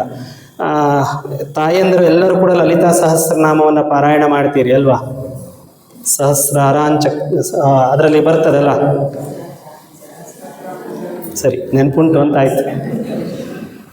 ಹಾಗಾದರೆ ಅದರ ಒಡತಿ ಲಲಿತಾ ತ್ರಿಪುರ ಸುಂದರಿ ಅನ್ನುವಂತಹದ್ದು. ಮತ್ತೆ ಪುರಾಣಗಳಲ್ಲಿ ನಾವು ಓದುವಾಗ ಯಾವುದ್ಯಾವುದೋ ದೇವರ ವರ್ಣನೆಯನ್ನು ಮಾಡುವಾಗ ಮಹಾವಿಷ್ಣು ಸಹಸ್ರಾರ ಚಕ್ರಕ್ಕೆ ಅಂತಾರೆ, ಲಿಂಗ ಪುರಾಣ ಓದುವಾಗ ಶಿವ ಅಂತಾರೆ. ನಾನು ಆಗಲೇ ಹೇಳಿದೆ, ನಮ್ಮಲ್ಲಿ ಈ ಅನೇಕ ದೇವತಾ ಪೂಜಾ ವಿಧಾನಗಳು ಅಲ್ವಾ, ಅದನ್ನು ಇದೇ ಅಧ್ಯಾಯದಲ್ಲಿ ಎಷ್ಟು ಸುಂದರ ಅಂತಂದರೆ ಈ 38ನೇ ಅಧ್ಯಾಯದಲ್ಲಿ ನಾನು ಆಗಲೇ ಹೇಳಿದೆ, ಅನೇಕ ದೇವತಾ ಪೂಜೆಯನ್ನು ಮಾಡುವುದು ಯಾಕೆ ಮಾಡ್ತೀವಿ ನಾವು ಅಂತ, ಯಾಕೆ ಮಾಡಬೇಕು ಅಲ್ವಾ? ಈಗ ನಮಗೆ ಒಂದು ವಿಷಯ ಗೊತ್ತುಂಟು, ಈ ಎಲ್ಲ ಸ್ವರೂಪಗಳು, ನಾವೀಗ ಅಕ್ಷರ ಬ್ರಹ್ಮ ಅಂತ ಹೇಳ್ತೀವಿ. ನಾನು ಮೊನ್ನೆ ಹೇಳಿದಾಗೆ ಎಲ್ಲ ಅಕ್ಷರವೂ ಭಗವಂತನೇ. ಸುಖಿ ಅಂದ್ರವನೇ, ದುಃಖಿ ಅಂದ್ರವನೇ, ಅಲರ್ಕ ಅಂದ್ರವನೇ, ಎಲ್ಲವೂ ಅವನೇ ಆಗಿರುವಾಗ, ಮತ್ತೆಲ್ಲ ಸ್ವರೂಪವೂ ಅವನದೇ ಆಗಿರುವಾಗ, ಆಯ್ತಾ, ಎಲ್ಲ ಸ್ವರೂಪದಲ್ಲೂ ವಿಷ್ಣುವಿನಲ್ಲಿ ನಿಂತು ವಿಷ್ಣುವಾಗಿ ಪಾಲನೆಯನ್ನು ಮಾಡುವಂತಹದ್ದು, ರುದ್ರನಲ್ಲಿ ನಿಂತು ಸಂಹಾರ ಮಾಡುವಂತಹದ್ದು, ಬ್ರಹ್ಮನಲ್ಲಿ ನಿಂತು ಸೃಷ್ಟಿ ಮಾಡುವಂತಹದ್ದು, ಈ ಎಲ್ಲವನ್ನ ಮಾಡುವಾಗ ಅನೇಕ ದೇವತಾ ಪೂಜಾ ವಿಧಾನ ನಮ್ಮಲ್ಲಿ ಯಾಕೆ? ಇದು ಪ್ರಶ್ನೆ ಬರುವುದಲ್ಲ. ನಮಗೆ ಭಾರತೀಯರಿಗೆ ಇದೊಂದು ಕಂಪ್ಲೇಂಟನ್ನು ಸದಾ ಹೇಳ್ತಾರೆ ಯಾವಾಗ. ನೀವು ವೇದ ಓದುವಾಗಲೂ ಹಾಗೇನೆ, ಒಂದು ಕಡೆ ವಿಷ್ಣುವಿನ ಮಂತ್ರವನ್ನು ಹೇಳ್ತಾರೆ, ಗಾಯತ್ರಿಯನ್ನು ಹೇಳ್ತಾರೆ, ನಾಗನನ್ನು ಹೇಳ್ತಾರೆ, ಇಂದ್ರನನ್ನು ಹೇಳ್ತಾರೆ, ಅಗ್ನಿಯನ್ನು ಹೇಳ್ತಾರೆ. ಯಾವುದಪ್ಪ ಹಾಗಾದ್ರೆ? ಇಂದ್ರಶ್ರೇಷ್ಠ ಅಂತಾರೆ, ಅಗ್ನಿಶ್ರೇಷ್ಠ ಅಂತಾರೆ. ಯಾಕೆ ಬಂತು ಇದು? ಅನೇಕ ದೇವತಾ ಪೂಜಾ ವಿಧಾನಗಳು ಅಂತ ನಾವೇನು ಹೇಳ್ತೇವೆ, ಇದು ಅನೇಕ ತತ್ವಗಳನ್ನು ಆರಾಧಿಸುವಂತಹದ್ದು. ನಾವು ಒಂದು ಕೆಲಸ ಆಗಬೇಕು ಅಂತಾದರೆ ನಾವೀಗ ಒಂದು ಆಫೀಸಿಗೆ ಹೋಗ್ತೇವೆ. ಆಫೀಸಿಗೆ ಹೋದಾಗ ಅಲ್ಲೊಬ್ಬರು ಸುಪೀರಿಯರ್ ಯಾರೋ ಒಬ್ಬರು ಕೂತಿರ್ತಾರೆ, ಲಾಸ್ಟ್ ಯಾರೋ ಒಬ್ಬರು CEO ಅಂತ ಅಂದ್ಕೊಳ್ವ, ಅಥವಾ ಮ್ಯಾನೇಜರ್ ಅಂತ ಅನ್ಕೊ. ಅವ್ರ ಹತ್ರ ಹೋಗಿ ನಾವು ಕೂತು ಹೇಳೋದು, ಎಲ್ಲ ನೀವೇ, ನಮಗೆ ಈ ಕೆಲಸ ಮಾಡಿಕೊಡ್ಬೇಕು, ಎಲ್ಲ ನೀವೇ ಅಂತ ಹೇಳ್ತೇವೆ. ಎಲ್ಲ ಅವರೇ, ಕುರ್ಚಿ, ಬೆಂಚು, ಕ್ಲರ್ಕು ಎಲ್ಲ, ಅಂದರೆ ಎಲ್ಲ ನೀವೇ ಮಾಡಬೇಕಷ್ಟೇ. ನಾವು ಬಳಸುವ ಶಬ್ದ ಅಲ್ವಾ, ಎಲ್ಲ ನೀವೇ ಅಂತಂದ್ರೆ ಅರ್ಥ ಏನು? ಅಂದರೆ ನೀವೆಲ್ಲ ಕೆಲಸ ಮಾಡಿಕೊಡ್ಬೇಕು ಅಂತ. ಅವರು ಇಲ್ಲ, ನೀವೊಂದು ಕೆಲಸ ಮಾಡಿ ಅದು ಅಂಥವ್ರ ಹತ್ರ ಕೊಡಿ, ಅಲ್ಲಿಂದ ನನಗೆ ಬರ್ತದೆ ಅಂತ ಹೇಳ್ತಾರೆ ಅಲ್ವಾ. ಹಾಗೆ ಕ್ಲಾಸಸ್ ಬೇಕಲ್ಲ ನಮಗೆ. ಹಾಗಾಗಿ ನಾನು ಆಗಲೇ ಹೇಳಿದಾಗೆ, ಔಷಧಿ ಕೊಡಬೇಕು ಅಂದರೆ ಮೊದಲು ಬೆಲ್ಲ ಕೊಡಬೇಕು ಅಂತ. ಅನೇಕ ದೇವತಾರಾಧನೆಯನ್ನು ಪ್ರಾರಂಭ ಮಾಡಿಸಿ ಆ ಎಲ್ಲ ದೇವತಾರಾಧನೆ ಕೊನೆಗೆ ಮೂಲ ಹೋಗಿ ತಲುಪುವುದು ಭಗವಂತನಿಗೆ. ಆ ಭಗವಂತ ನಾವು ನಂಬಿದಂತಹ ಶಕ್ತಿ. ನೀವು ವಿಷ್ಣು ಅಂತಾದರೆ ವಿಷ್ಣು, ರುದ್ರ ಅಂದರೆ ರುದ್ರ, ಬ್ರಹ್ಮ ಅಂದರೆ ಬ್ರಹ್ಮ, ದೇವಿ ಅಂದರೆ ದೇವಿ, ಜಗನ್ಮಾತೆ ಅಂದರೆ ಜಗನ್ಮಾತೆ. ಯಾಕೆ ಗೊತ್ತುಂಟಾ? ನಮ್ಮನ್ನು ಆಳ್ತಿರುವುದು ರ್ಯಾಷನಲ್ ಥಿಂಕಿಂಗ್ ಅಲ್ಲ, ಎಮೋಷನಲ್. ನಾವು ಹೇಳೋದಷ್ಟೇ, ನಾವು ರ್ಯಾಷನಲ್ ಆಗಿ ಥಿಂಕ್ ಮಾಡ್ತೇವೆ ಅಂತ. ಎಮೋಷ್ನಲ್ ಥಿಂಕಿಂಗೇ ನಮ್ಮನ್ನು ಆಳ್ತಾ ಇರೋದು. ನನ್ನ ನಂಬಿಕೆ ನನ್ನನ್ನು ಆಳುವುದು ಬಿಟ್ಟರೆ ನಾವು ಹೇಳೋದು ಬಾಯಿನಲ್ಲಿ. ಖಂಡಿತವಾಗಿ ನಮ್ಮ ನಂಬಿಕೆಯನ್ನು ಬಿಟ್ಟು, ಈಗ ಕೆಲವೊಮ್ಮೆ ಹಾಗೆ ಆಗ್ತದೆ. ವಿಷಯಗಳನ್ನು ಹೇಳುವಾಗ, ಈಗ ರಾಘವೇಂದ್ರ ಸ್ವಾಮಿಗಳು ಅಂತ ಹೇಳುವಾಗ ಅವರು ನಾರದನ ಅವತಾರ, ಕೆಲವೊಬ್ರು ಹೇಳೋದು ಉಂಟಲ್ಲ, ನಂಬಿಕೆ ಅದು ಹೇಳಿ, ಅವರ ನಂಬಿಕೆ ಅವರ ನಡೀತಾ ಉಂಟು, ಏನು ತಪ್ಪಿಲ್ಲ. ನಾರದನ ಅವತಾರ ರಾಘವೇಂದ್ರ ಸ್ವಾಮಿಗಳು ಆಗಬಾರ್ದು ಅಂತ ಏನಿಲ್ಲವಲ್ಲ, ತಪ್ಪೇನಿದೆ ಅದರಲ್ಲಿ? ಹೀಗೆ ನಮ್ಮ ನಂಬಿಕೆಗಳು ನಮ್ಮನ್ನು ಆಳುವಂತಹದ್ದು. ನಾವು ರ್ಯಾಷನಲ್ ಥಿಂಕಿಂಗ್ ಅಂತ ಹೇಳುವಾಗ ಅಲ್ಲಿ ವಾದ ಪ್ರತಿವಾದ ಲಾಜಿಕ್ಗಳೆಲ್ಲ ಬರ್ತದೆ. ಇನ್ನು ಕೆಲವೊಮ್ಮೆ ನಮಗೆ ಆ ರ್ಯಾಷನಲ್ ಥಿಂಕಿಂಗು ಬೇಕಾಗ್ತದೆ. ಎಲ್ಲಿ ಬೇಕಾಗ್ತದೆ ಗೊತ್ತಾ? ನಿಜವಾಗ್ಲೂ ತಪ್ಪು ನಡೀತಾ ಇದೆ ಎನ್ನುವಾಗ ಬೇಕಾಗ್ತದೆ. ಯಾಕೆ ಅಂತಂದರೆ, ನಾನು ಇದನ್ನು ನೇರವಾಗಿ ಅದೇ ಪರಂಪರೆಯಲ್ಲಿರುವ ನನ್ನ ತಂದೆಯಲ್ಲಿ ನಾನು ಇದನ್ನು ಮಾತಾಡಿದ್ದೆ. ಹೆಸರನ್ನೆಲ್ಲ ನಾನು ಹೇಳುವುದಿಲ್ಲ. ಈಗ ಕೆಲವೊಂದು ಗುರುಗಳ ಅವತಾರ ನಾವು ಇಂಥ ಗುರುಗಳ ಅವತಾರ, ನಾವು ಇಂಥ ಅವಧೂತರ ಮರು ಅವತಾರ, ಅವರ ಶಕ್ತಿಯೆಲ್ಲ ನನಗೆ ಕೊಟ್ಟೋಗಿದ್ದಾರೆ ಅಥವಾ ಅವರು ನನ್ನಲ್ಲಿದ್ದಾರೆ, ಹೀಗೆಲ್ಲ ಹೇಳೋದು ಉಂಟು ಒಂದಿಷ್ಟು ಜನ ಅಲ್ವಾ? ನೀವು ಯಾರಿಗೆ ಅವಮಾನ ಮಾಡೋದು? ಹಾಗಾದರೆ ಯಾರಿಗೆ ಅವಮಾನ ಮಾಡೋದು? ಯಾಕೆ ಈ ಪರಂಪರೆಯಲ್ಲಿ ಬರ್ತಾರೆ? ಭಗವಂತನ ಹೊರತಾಗಿ ಇನ್ಯಾರು ಅವತಾರವನ್ನು ತೆಗೆದುಕೊಳ್ಳಲಿಕ್ಕೆ ಸಾಧ್ಯ ಇಲ್ಲ ಅನ್ನೋದು ಸತ್ಯ ಅಲ್ವಾ? ಸತ್ಯದಾನೆ. ನಮಗೆ ಭಗವಂತ ಕೃಷ್ಣನಾಗಿ ಅವತಾರ ತಗೊಂಡ, ರಾಮನಾಗಿ ಅವತಾರ ತಗೊಂಡ, ಎಲ್ಲ ಅವತಾರಗಳಲ್ಲಿ ನಾವೇನು ಹೇಳೋದು? ಶ್ರೀಮನ್ನಾರಾಯಣ ಅವತಾರ ತಗೊಂಡಿದ್ದಾನೆ ಅಂತ ಹೇಳ್ತೇವೆ ಬಿಟ್ರೆ, ವರಾಹಸ್ವಾಮಿ ರಾಮನಾಗಿ ಬಂದ ಅಂತ ಹೇಳ್ತೇವ? ನರಸಿಂಹ ಕೃಷ್ಣನಾಗಿ ಬಂದ ಅಂತ ಹೇಳ್ತೇವ? ಇಲ್ಲಲ್ಲ, ಆ ಅವತಾರ ಅಲ್ಲಿಗೆ ಮಾತ್ರ ಅದು, ಅದ್ರ ಮೂಲ ಶಕ್ತಿ ನಾರಾಯಣ. ಹಾಗೆ ಈ ಎಲ್ಲ ಸಾಧು ಸನ್ಯಾಸ ಪರಂಪರೆ, ಅವಧೂತ ಪರಂಪರೆ, ನಾವು ಯಾವ್ಯಾವ ಈ ಆಧ್ಯಾತ್ಮಿಕ ಪರಂಪರೆಗಳುಂಟು, ಇದರಲ್ಲಿ ಬರುವ ಮಹಾತ್ಮರೆಲ್ಲರಿಗೂ ಕೂಡ ಯಾಕಾಗಿ ಆ ಪರಂಪರೆಗೆ ಬಂದಿದ್ದಾರೆ ಯೋಚನೆ ಮಾಡಬೇಕಲ್ಲ.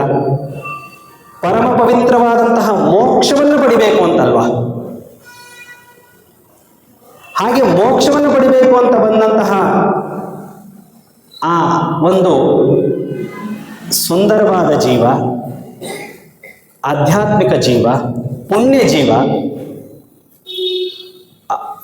ಹೋದ ನಂತರ ನಾನವರ ಅವತಾರ ಅಂತ ಹೇಳಿಕೊಂಡ್ರೆ ನಾವು ಅವಮಾನ ಮಾಡ್ತಿರೋದು ಯಾರಿಗೆ? ಹಾಗಾದರೆ ಅವರು ಅನುಷ್ಠಾನ ಮಾಡಲಿಲ್ಲ, ಅವರು ಆ ಪರಂಪರೆಯಲ್ಲಿ ಸರಿಯಾಗಿ ಉಳಿಲಿಲ್ಲ ಅಂತ ಅರ್ಥ ಅಲ್ವಾ? ಅವರು ಮೋಕ್ಷಕ್ಕೆ ಹೋಗಲಿಲ್ಲ ಅಂತ ಆಯ್ತಲ್ಲ. ಹಾಗಾದ್ರೆ ಆ ಪರಂಪರೆಗೆ ಹೋಗಿ ವ್ಯರ್ಥ ಆಯ್ತಲ್ಲ ಅವರು. ಆ ಗುರುವಿಗೆ ನಾವೇ ಅವಮಾನ ಮಾಡಿದಾಗೆ ಅಲ್ವಾ? ಭಗವಂತನ ಅವತಾರ ಅಂತ ಬೇಕಾದ್ರೆ ಹೇಳ್ಕೊಳ್ಳಿ, ಏನೂ ಸಮಸ್ಯೆ ಇಲ್ಲ ಅಂತ. ಹಾಗಾಗಿ ನಮ್ಮ ನಂಬಿಕೆಗಳೇ ನಮ್ಮನ್ನ ಆಳೋದು. ಈಗ ಹಾಗಂತ ಹೇಳಿ ಅವರ ಅವತಾರ ಅಂತ ನಮ್ಮದವರಿಗೆ ಹೋಗಿ ನಾವು ನಾಲ್ಗೆ ಕತ್ತರಿಸ್ಲಿಕ್ಕೆ ಆಗ್ತದ? ಆಗೋದಿಲ್ಲ ಅಲ್ಲ. ಕಣ್ಣಿಗೆ ಬೆರಳಾಕಿ ಮಾತಾಡ್ಲಿಕ್ಕೆ ಆಗ್ತದ? ಆಗೋದಿಲ್ಲ. ಆದರೆ ನಾವು ನಂಬುವಾಗ ಆ ನಂಬಿಕೆಗೆ ನಮಗೆ ಸರಿಯಾದಂತಹ ಆಲೋಚನೆ ಬೇಕು, ರ್ಯಾಷನಲ್ ಥಿಂಕಿಂಗ್ ಬೇಕು. ಅದನ್ನು ಮಾಡಿ ನಂಬಿ ಯಾವುದೇ ಸಮಸ್ಯೆಗಳಿಲ್ಲ. ಹಾಗಾಗಿ ಹಲವು ದೇವತಾ ಪೂಜೆಗಳು ಅಂತ ಹೇಳುವಾಗ ಹಲವು ತತ್ವಗಳು ಅಥವಾ ಒಂದೊಂದು ಮೆಟ್ಟಿಲನ್ನು ಏರಿ ಹೋಗುವಂತಹ ಮಾರ್ಗ ಭಗವಂತನಿಗೆ ಹೊರತು ಎಲ್ಲವೂ ಅವನದೇ ಸ್ವರೂಪ ಅನ್ನೋದು ಸತ್ಯ. ಈಗ ನೆನ್ನೆ ನಾವು ಮಾತಾಡುವಾಗ ಅದನ್ನೇ ಹೇಳ್ತಿದ್ವಿ. ನೀವು ಎಂತದ್ರಿ ಕಲ್ಲನ್ನು ಪೂಜೆ ಮಾಡ್ತೀರಿ, ವಿಷ್ಣು ಅಂತೀರಿ, ಶಿವ ಅಂತೀರಿ, ದೇವಿ ಅಂತೀರಿ, ಗಣಪತಿ ಅಂತೀರಿ. ನಾವು ಕಲ್ಲನ್ನು ಪೂಜೆ ಮಾಡೋದು ಅಂತ ಯಾರು ಹೇಳಿದ್ದು ನಿಮಗೆ? ಯಾರೂ ಹೇಳಲಿಲ್ಲ. ನಾವು ಹೇಳಿದ್ದೇವೆ ಯಾವತ್ತಾರು? ನಾವು ಕಲ್ಲು ಪೂಜೆ ಮಾಡೋದು, ಬೆಳ್ಳಿಯಲ್ಲಿ ಪೂಜೆ ಮಾಡೋದು, ಬಂಗಾರ ಪೂಜೆ ಮಾಡೋದು ಅಂತ ಹೇಳಲಿಲ್ಲ ನಾವು. ಶಿಲೆಯಲ್ಲಿದ್ದರೂ ಕೂಡ ನಾವು ಭಗವಂತ ಅಂತಾನೆ ಪೂಜೆ ಮಾಡ್ತೇವೆ, ಬೆಳ್ಳಿ ವಿಗ್ರಹದಲ್ಲಿದ್ದರೂ ಕೂಡ ಭಗವಂತ ಅಂತಾನೆ ಕರೀತೇವೆ. ಈಗ ಶಿಲೆಯಲ್ಲಿ ಶಂಖ ಚಕ್ರ ಗದಾ ಧಾರಿಯಾದಂತಹನ್ನು ನಾರಾಯಣ ಅಂತ ಹೇಳ್ತೇವೆ, ಬೆಳ್ಳಿ ಬಂಗಾರದಲ್ಲಿ ಮಾಡಿಸಿದಾಗಲೂ ನಾರಾಯಣ ಅಂತಾನೆ ಹೇಳ್ತೇವೆ. ಹಾಗಾದ್ರೆ ಅಲ್ಲಿ ನಾವು ಕಲ್ಪಿಸುವುದು ಅಥವಾ ಪೂಜಿಸುವುದು ನಾರಾಯಣನನ್ನ ಅಥವಾ ಭಗವಂತನಲ್ಲ, ಹೊರತು ಯಾವುದೋ ವಸ್ತುವನ್ನಲ್ಲ ಅಲ್ವಾ? ಶಾಸ್ತ್ರಕಾರರು ಹೇಳುವುದು ಅರ್ಚಕಸ್ಯ ಮುಖೇ ವಿಷ್ಣು ಶಿಲಾ ಭವತಿ ಶಂಕರ ಅಂತ. ಇವು ಹೇಗೆ ಇರಲಿ, ಸರಿಯಾಗಿ ಅರ್ಚಕ ಅಂದ್ರೆ ಅರ್ಚಿಸುವವನು ಅಂತ, ಭಟ್ರು ಅಂತಲ್ಲ, ದೇವಸ್ಥಾನದ ಪೂಜೆ ಮಾಡುವವನು ಅರ್ಚಕ ಅಂತಲ್ಲ, ಅರ್ಚಿಸುವವನು. ನೀವು ಕೂಡ ಅರ್ಚಕರಾಗಬಹುದು ಅಂತ. ಯಾರು ಸರಿಯಾಗಿ ಶ್ರದ್ಧಾ ಭಕ್ತಿಯಿಂದ ಅರ್ಚಿಸ್ತಾನೋ, ಅರ್ಚನೆ ಮಾಡ್ತಾನೋ, ಬೀದಿಯಲ್ಲಿ ಇರುವ ಕಲ್ಲನ್ನು ಶಿವ ಅಂತ ಪೂಜೆ ಮಾಡ್ತಾನೋ, ಅಲ್ಲಿ ಶಿವ ಬರ್ತಾನೆ ಅಂತ, ಬರಲೇಬೇಕು ಅಂತ. ಅದು ನಾವು ತತ್ವಗಳನ್ನು ಸರ್ವವ್ಯಾಪಿಯಾದಂತಹವನಿಗೆ, ಸರ್ವರೂಪಧಾರಿಯಾದಂತಹವನಿಗೆ, ಸರ್ವಶಕ್ತನಾದಂತಹ ಭಗವಂತನಿಗೆ ಎಲ್ಲ ಸ್ವರೂಪದಲ್ಲೂ ಅವನನ್ನು ನಾವು ಕಾಣಲಿಕ್ಕೆ ಸಾಧ್ಯ ಉಂಟು. ಈಗ ಕೆಲವೊಬ್ಬರು ಧರ್ಮಗಳಲ್ಲಿ ಹೇಳೋದುಂಟು. ಹೇಗೆ ನಿಮ್ಮಲ್ಲಿ ಹಲವು ದೇವತಾ ಪೂಜೆ, ಅವನನ್ನು ಕರಿ ಇವನನ್ನು ಕರಿ ಅಂತೆಲ್ಲ ಹೇಳ್ತೀರಿ, ಕಲ್ಲಿನಲ್ಲಿ ಪೂಜೆ ಮಾಡ್ತೀರಿ. ಪಾಪ ಅವರ ಧರ್ಮಕ್ಕೆ ಎಷ್ಟು ಸಮಸ್ಯೆ ಅಲ್ಲ. ಅವರು ದೇವರಿಗೆ ಸರ್ವಶಕ್ತ ಅಂತ ಹೇಳ್ತಾರೆ, ಆಯ್ತಾ. ಇಲ್ಲಿ ಭಗವಂತ ಬಾ ಅಂತ ಕರೆದ್ರೆ ರೂಪವೇ ಇಲ್ಲ. ಭಗವಂತ ನನ್ನ ಭಕ್ತ ಕರೀತಾ ಇದ್ದಾನೆ, ನನಗೆ ಯಾವ ದೇಹಕ್ಕೂ ಹೋಗ್ಲಿಕ್ಕೆ ಶಕ್ತ ಇಲ್ಲ ಅಂತ ಅರ್ಥ ಆಗೋದಿಲ್ವಾ? ಆದರೆ ನಮ್ಮ ದೇವರು ಹಾಗಲ್ಲ. ನಮ್ಮ ದೇವರು ನಾವು ಕರೆದಾಗ ಯಾವುದೋ ಒಂದು ಸ್ವರೂಪದಲ್ಲಿ ಬಂದೇ ಬರ್ತಾನೆ. ಯಾಕಂದ್ರೆ ನಮ್ಮ ದೇವರು ಸರ್ವಶಕ್ತ, ಸರ್ವವ್ಯಾಪಿ ಅವರು. ಹಾಗಾಗಿ ಹಲವು ದೇವತಾ ಪೂಜೆ ಅಂತಂದ್ರೆ ಅರ್ಥ ನಾವು ಏಕದೇವರನ್ನೇ ಪೂಜೆ ಮಾಡೋದು. ಆ ಏಕದೇವರ ಬಳಿಯಲ್ಲಿ ಹೋಗ್ಲಿಕ್ಕೆ ಬೇಕಾಗಿ ಒಂದಿಷ್ಟು ಕರ್ಮಗಳು. ನಾನು ಆಗಲೇ ಹೇಳಿದಾಗೆ ಕರ್ಮಗಳು ಯಾಕೆ ಮಾಡಬೇಕು ಅಂತ ಕೇಳಿದ್ರೆ ಜ್ಞಾನವನ್ನು ವೃದ್ಧಿಸಲಿಕ್ಕೆ. ಜ್ಞಾನವನ್ನು ವೃದ್ಧಿಸಿಕೊಂಡು ಭಗವಂತನಲ್ಲಿ ನಾನು ಇರುವುದು ಮುಖ್ಯವಲ್ಲ, ಇರುವಿನ ಅರಿವು ಮುಖ್ಯ ಅಂತ ಹೇಳುತ್ತೆ. ಆ ಅರಿವು ನಮ್ಮಲ್ಲಿ ಬಂದಾಗ, ಸರಿಯಾದ ಭಗವಂತನ ಅರಿವು ಬಂದಾಗ ಎಂಥ ಅದ್ಭುತವಾಗ್ತದೆ ಮನುಷ್ಯನ ಜೀವನ ಅಂದರೆ, ಪ್ರತಿ ವಸ್ತುವಿನಲ್ಲಿ, ಪ್ರತಿ ಶಬ್ದದಲ್ಲಿ, ಪ್ರತಿ ಕರ್ಮದಲ್ಲಿ, ಪ್ರತಿ ಪೂಜೆಯಲ್ಲಿ, ಪ್ರತಿ ಶಿಲೆಯಲ್ಲೂ ಭಗವಂತನೇ ಕಾಣ್ತಾನೆ. ಬಿಟ್ಟರೆ ಲೌಕಿಕವಾದ ಯಾವ ಕಾಮನೆಯೂ ಕಾಣುವುದಿಲ್ಲ, ಯಾವ ಕಾಮನೆಯೂ ಕಾಣುವುದಿಲ್ಲ. ಹಾಗಾಗಿ ಹಲವು ದೇವತಾ ಪೂಜೆ ಅಂತ ಹೇಳುವಾಗ ಅಲ್ಲಿ ಒಂದೇ ತತ್ವವನ್ನು ಹೇಳೋದು. ಸ್ಟೆಪ್ ಒಂದೇ ವ್ಯಕ್ತಿ ಅಪ್ಪನಾಗಿ, ಮಾವನಾಗಿ, ಗಂಡನಾಗಿ, ಮಗನಾಗಿ, ಆಯಿತಾ, ಇನ್ನೊಂದಿಷ್ಟು ಜನಕ್ಕೆ ಏನಂತೀವಿ ನಾವು ಓನರ್ ಆಗಿ, ಮ್ಯಾನೇಜರ್ ಆಗಿ, ಹೀಗೆಲ್ಲ ಒಂದು ವ್ಯಕ್ತಿ ಅಷ್ಟು ರೂಪವನ್ನು ಅಥವಾ ಅಷ್ಟು ರೂಪದಲ್ಲಿ ಕಾಣುವಾಗ ಭಗವಂತನಿಗೆ ಸಾಧ್ಯ ಇಲ್ವಾ? ಹಾಗಾಗಿ ಅನೇಕ ದೇವರ ಪೂಜೆ ಅಂತ ಇನ್ಮೇಲೆ ಯಾರಾದರೂ ನಿಮ್ಮ ಹತ್ರ ಹೇಳಿದ್ರೆ ನೀವು ಧೈರ್ಯವಾಗಿ ಹೇಳಿ, ನಾವು ಅನೇಕ ದೇವರ ಪೂಜೆಯನ್ನಲ್ಲ, ಏಕದೇವರ ಬೇರೆ ಬೇರೆ ತತ್ವ ಸ್ವರೂಪಗಳನ್ನು ಪೂಜೆ ಮಾಡೋದು ಅಷ್ಟೇ. ಒಂದು ವಿಷ್ಣು ಸಹಸ್ರನಾಮ ಮಾಡ್ತೇವೆ ಅಂತ ಹೇಳುವಾಗ ವಿಷ್ಣುವಿನ 11 ಗುಣಗಳನ್ನು ನಾವು ಹೇಳಿ, 1000 ಗುಣಗಳನ್ನು ನಾವು ಹೇಳೋದು. 11 ರೂಪ ಅಥವಾ ಸ್ವರೂಪ, 11 ಏನು ವಿಷ್ಣುವಿನ 1000 ಅವತಾರಗಳಲ್ಲ, 1000 ಗುಣಗಳನ್ನು ನಾವು ಹೇಳೋದು. ಹಾಗಾಗಿ ಮತ್ತೆ ನಮ್ಮಲ್ಲಿ ಅದಂತೂ ಶಿವ ಅಂತ ಹೇಳುವಾಗ ವಿಷ್ಣುವನ್ನು ಬಿಡುವುದು, ವಿಷ್ಣು ಅಂತ ಹೇಳುವಾಗ ಇದರಲ್ಲಿ ಕಠೋರವಾಗಿ ಕೊನೆಯಲ್ಲಿ ಹೇಳ್ತಾನೆ, ಪ್ರತಿಕ್ರಿಯೆಯಲ್ಲೂ ಕೂಡ ಪ್ರತಿ ಒಂದು ವಿಷ್ಣು ಪೂಜೆ ಮಾಡುವಾಗಲೂ ಕೂಡ ಶಿವನನ್ನು ಆರಾಧನೆ ಮಾಡಬೇಕು, ದುರ್ಗಿಯನ್ನು ಆರಾಧನೆ ಮಾಡಬೇಕು, ಗಣಪತಿಯನ್ನು ಆರಾಧನೆ ಮಾಡಬೇಕು. ಈ ಒಂದು ಕಕ್ಷೆಗಳು ಅಂತ ಸ್ಟೇಜಸ್ ಅದನ್ನು ಮಾಡಿ ಕೊನೆಯಲ್ಲಿ ವಿಷ್ಣು ಪೂಜೆಯನ್ನು ಹೇಳ್ತಾನೆ. ರುದ್ರ ಪೂಜೆ ಮಾಡುವಾಗಲೂ ಕೂಡ ಇವರೆಲ್ಲರೊಟ್ಟಿಗೆ ವಿಷ್ಣು ಪೂಜೆಯನ್ನು ಮಾಡಬೇಕು ಅಂತ ಹೇಳ್ತಾನೆ. ಎಲ್ಲಿ ನಮ್ಮಲ್ಲಿ ಭೇದ ಹೇಳಲಿಲ್ಲ ಅಂತ, ಭೇದ ಮಾಡದ್ಯಾರು ಅಂತ ನನಗೆ ಗೊತ್ತಿಲ್ಲ. ಹಾಗಾಗಿ ಈ ಒಂದು ಕ್ರಿಯೆಯನ್ನು ಅಥವಾ ಭೇದಗಳನ್ನು ನಮ್ಮಿಂದ ಬಿಡಬೇಕು. ಮತ್ತೆ ಭುವನಕೋಶಾದಿ ಅಂತ ಹೇಳುವಾಗ ಆಯಿತು, ಇದಿಷ್ಟು ಬಂದದ್ದು ಯಾಕೆ ಅಂತಂದರೆ 7 ಖಂಡಗಳನ್ನು ಮಾಡಿದ್ದು, 7 ಅನೇಕ ದೇವತಾ ಆರಾಧನೆಯ ಪದ್ಧತಿ ಪ್ರಾರಂಭವಾದಂಥದ್ದು. ಅದರಲ್ಲಿ ವಿಶೇಷವಾಗಿ ಈ ಜಂಬೂದ್ವೀಪ, ನಮ್ಮ ಜಂಬೂದ್ವೀಪ ಅಂದರೆ ಈಗ ಏಷ್ಯನ್ ಕಾಂಟಿನೆಂಟ್ ಅಂತ ಅಂದ್ಕೊಳ್ಳುವ, ಇನ್ನೂ ದೊಡ್ಡದಿತ್ತು ವಿಸ್ತಾರವಾಗಿ, ಈಗ ನಮಗೆ ಕಾಣುವುದು. ಅದರಲ್ಲೊಂದು ವಿಶೇಷವಾಗಿ ಹೇಳ್ತಾನೆ, ಜಂಬೂದ್ವೀಪದಲ್ಲೊಂದು ಮೇರು ಪರ್ವತವಿದೆ. ಇನ್ಯಾವುದ್ರದ್ದು ಹೇಳಲಿಲ್ಲ. ಜಂಬೂದ್ವೀಪದಲ್ಲೊಂದು ಮೇರು ಪರ್ವತವಿದೆ. ಎಷ್ಟಿದೆ ಅಂತ ಕೇಳಿದ್ರೆ 84,000 ಯೋಜನಗಳಷ್ಟು ದೊಡ್ಡದಿದೆ ಅಂತ. 84,000 ಯೋಜನಗಳು.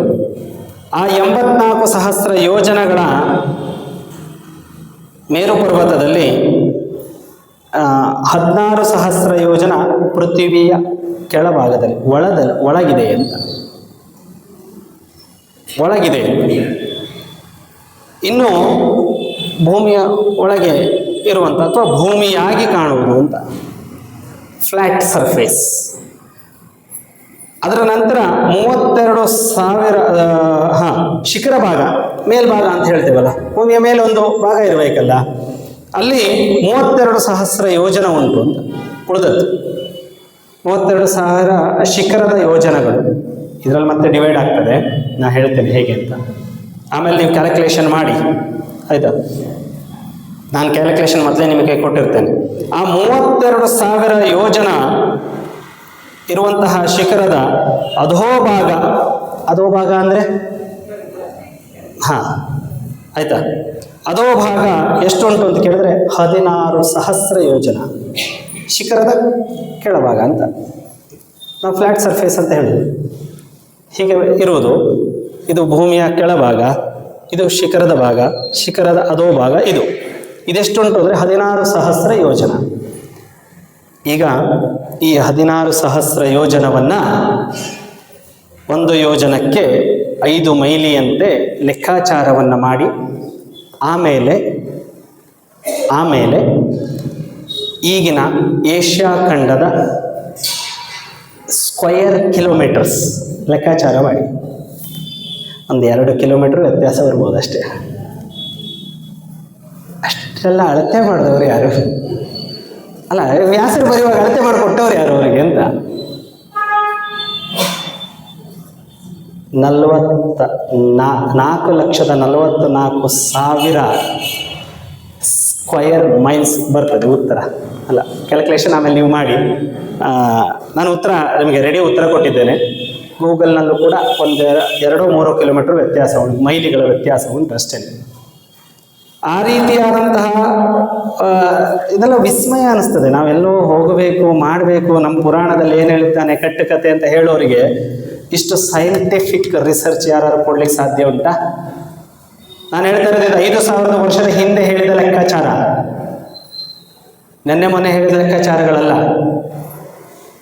ಇಷ್ಟು ಯೋಜನಗಳಷ್ಟು ವಿಸ್ತಾರವಾಗಿದೆ ಅಂತ ಹೇಳಿ ಇಷ್ಟನ್ನು ಹೇಳ್ತಾ 37ನೇ ಅಧ್ಯಾಯವನ್ನು ಸಂಪೂರ್ಣ ಮಾಡ್ತಾ ಇದ್ದೇನೆ. ಏಕೆಂದರೆ ನಾನು ಆಗಲೇ ಹೇಳಿದಾಗೆ ಸ್ವಲ್ಪ ದೊಡ್ಡ ದೊಡ್ಡ ಭಾಗಗಳು ಇನ್ನು ಪ್ರಾರಂಭವಾಗ್ತದೆ. ಇನ್ನು ನಂತರ ಬರುವಂತಹದ್ದು ಈ ಪ್ಲಕ್ಷ ಮತ್ತು ಪುಷ್ಕರ ಆದಿದ್ವೀಪಗಳ ಮತ್ತು ಪಾತಾಳಗಳ ಒಂದು ಆಲೋಚನೆಗಳ ಬಗ್ಗೆ, ಮತ್ತು ಅದರಲ್ಲಿ ವಿಶೇಷವಾಗಿ ಹೇಳುವಂತಹದ್ದೇನಿಲ್ಲ. ಅಲ್ಲಿ ಯಾರ್ಯಾವ ರಾಜರಿದ್ರು, ಏನೇನು ಆಡಳಿತ ಮಾಡಿದ್ರು, ಅವರ ವಂಶ, ಅವರ ಮಕ್ಕಳು ಯಾರು, ಮೊಮ್ಮಕ್ಕಳು ಯಾರು, ಅಂದರೆ ಇನ್ನು ಇದು ಜಂಬೂದ್ವೀಪ ಆಯಿತು. ಉಳಿದ ಕಾಂಡಗಳ ಬಗ್ಗೆ ಹೇಳುವಂತಹದ್ದು. ಇನ್ನು 40ನೇ ಅಧ್ಯಾಯನ ನಾಳೆಯಿಂದ ಪ್ರಾರಂಭ ಮಾಡೋಣ. ನಾಳೆಯಿಂದ ನಾನು ಇನ್ನು ಸ್ವಲ್ಪ ಕೇವಲ ಒಂದು ಸಾರಾಂಶಗಳ ಬಗ್ಗೆ ಹೋಗ್ತೇನೆ. 40ನೇ ಅಧ್ಯಾಯದಲ್ಲಿ ವಿಶೇಷವಾಗಿ ಈ ನವಗ್ರಹ ಪೂಜೆ, ನವಗ್ರಹ ಆರಾಧನೆ, ನವಗ್ರಹ ವರ್ಣಗಳು ಅಂತೆಲ್ಲ ಇದೆಯಲ್ಲ, ಅದಕ್ಕೆ ಯಾಕೆ ಆ ಬಣ್ಣ ಅನ್ನೋದ್ರ ಬಗ್ಗೆ ಒಂದಿಷ್ಟು ವಿಶ್ಲೇಷಣೆಗಳನ್ನು ವಿಶೇಷವಾಗಿ ಕೊಟ್ಟುಕೊಂಡು ಮುಂದುವರಿತೇನೆ. ಯಾಕೆಂತಂದರೆ ನಾಳೆ ನಾನು ಧನ್ವಂತರಿಯ ಭಾಗಕ್ಕೆ ಮುಟ್ಟಬೇಕು ಅನ್ನುವಂಥ ಉದ್ದೇಶ. ನನ್ನ ಉದ್ದೇಶ 5ನೇ ದಿನಕ್ಕೆ ಕೊನೆಯ ಪಕ್ಷ ಆಚಾರಕಾಂಡದ ಅಂತ್ಯಕ್ಕೆ ಬರಬೇಕು. ಆಗ ಮಾತ್ರ 14-15ನೇ ದಿನಕ್ಕೆ ನಾನು ಅದರ ಫಲಶ್ರುತಿಯನ್ನು ಹೇಳಲಿಕ್ಕೆ ಸಾಧ್ಯ ಆಗ್ತದೆ. ಹಾಗಾಗಿ ಇದರ ಸಾರಾಂಶಗಳನ್ನು ಹೇಳ್ತಾ ಬರ್ತೇನೆ. ಏನಾದರೂ ಅನುಮಾನಗಳಿದ್ದರೆ ನನ್ನನ್ನು ನೇರವಾಗಿ ಕೇಳಿ, ತೊಂದರೆ ಇಲ್ಲ. ನನ್ನ ತಿಳುವಳಿಕೆಗೆ ಭಗವಂತ ಎಷ್ಟು ಪ್ರೇರಣೆ ಕೊಡ್ತಾನೆ ಅಷ್ಟು ಉತ್ತರವನ್ನು ಕೊಡ್ತೇನೆ ನಾನು. ಹಾಗಾಗಿ ಈ ಒಂದು ಭಾಗವನ್ನು ಇಲ್ಲಿಗೆ ಸಂಪೂರ್ಣ ಮಾಡ್ತೇನೆ. ಸ್ವಲ್ಪ ಸಮಯ ಹೆಚ್ಚು ತಗೊಂಡೆ ನಾನು, ಅದಕ್ಕೆ ನಿಮ್ಮ ಕ್ಷಮೆ ಮತ್ತು ಅರ್ಪಣೆ ಇರಲಿ ಅಂತ ಬಯಸ್ತಾ, ಎಲ್ಲರಿಗೂ ಕೂಡ ಭಗವಂತ ಒಳಿತನ್ನು ಮಾಡಲಿ. ಓಂ ಸ್ವಸ್ತಿ. ಸತ್ಯ ಸಂತು ಯಜಮಾನಸ್ಯ ಕಾಮಾ ಆಹಾ.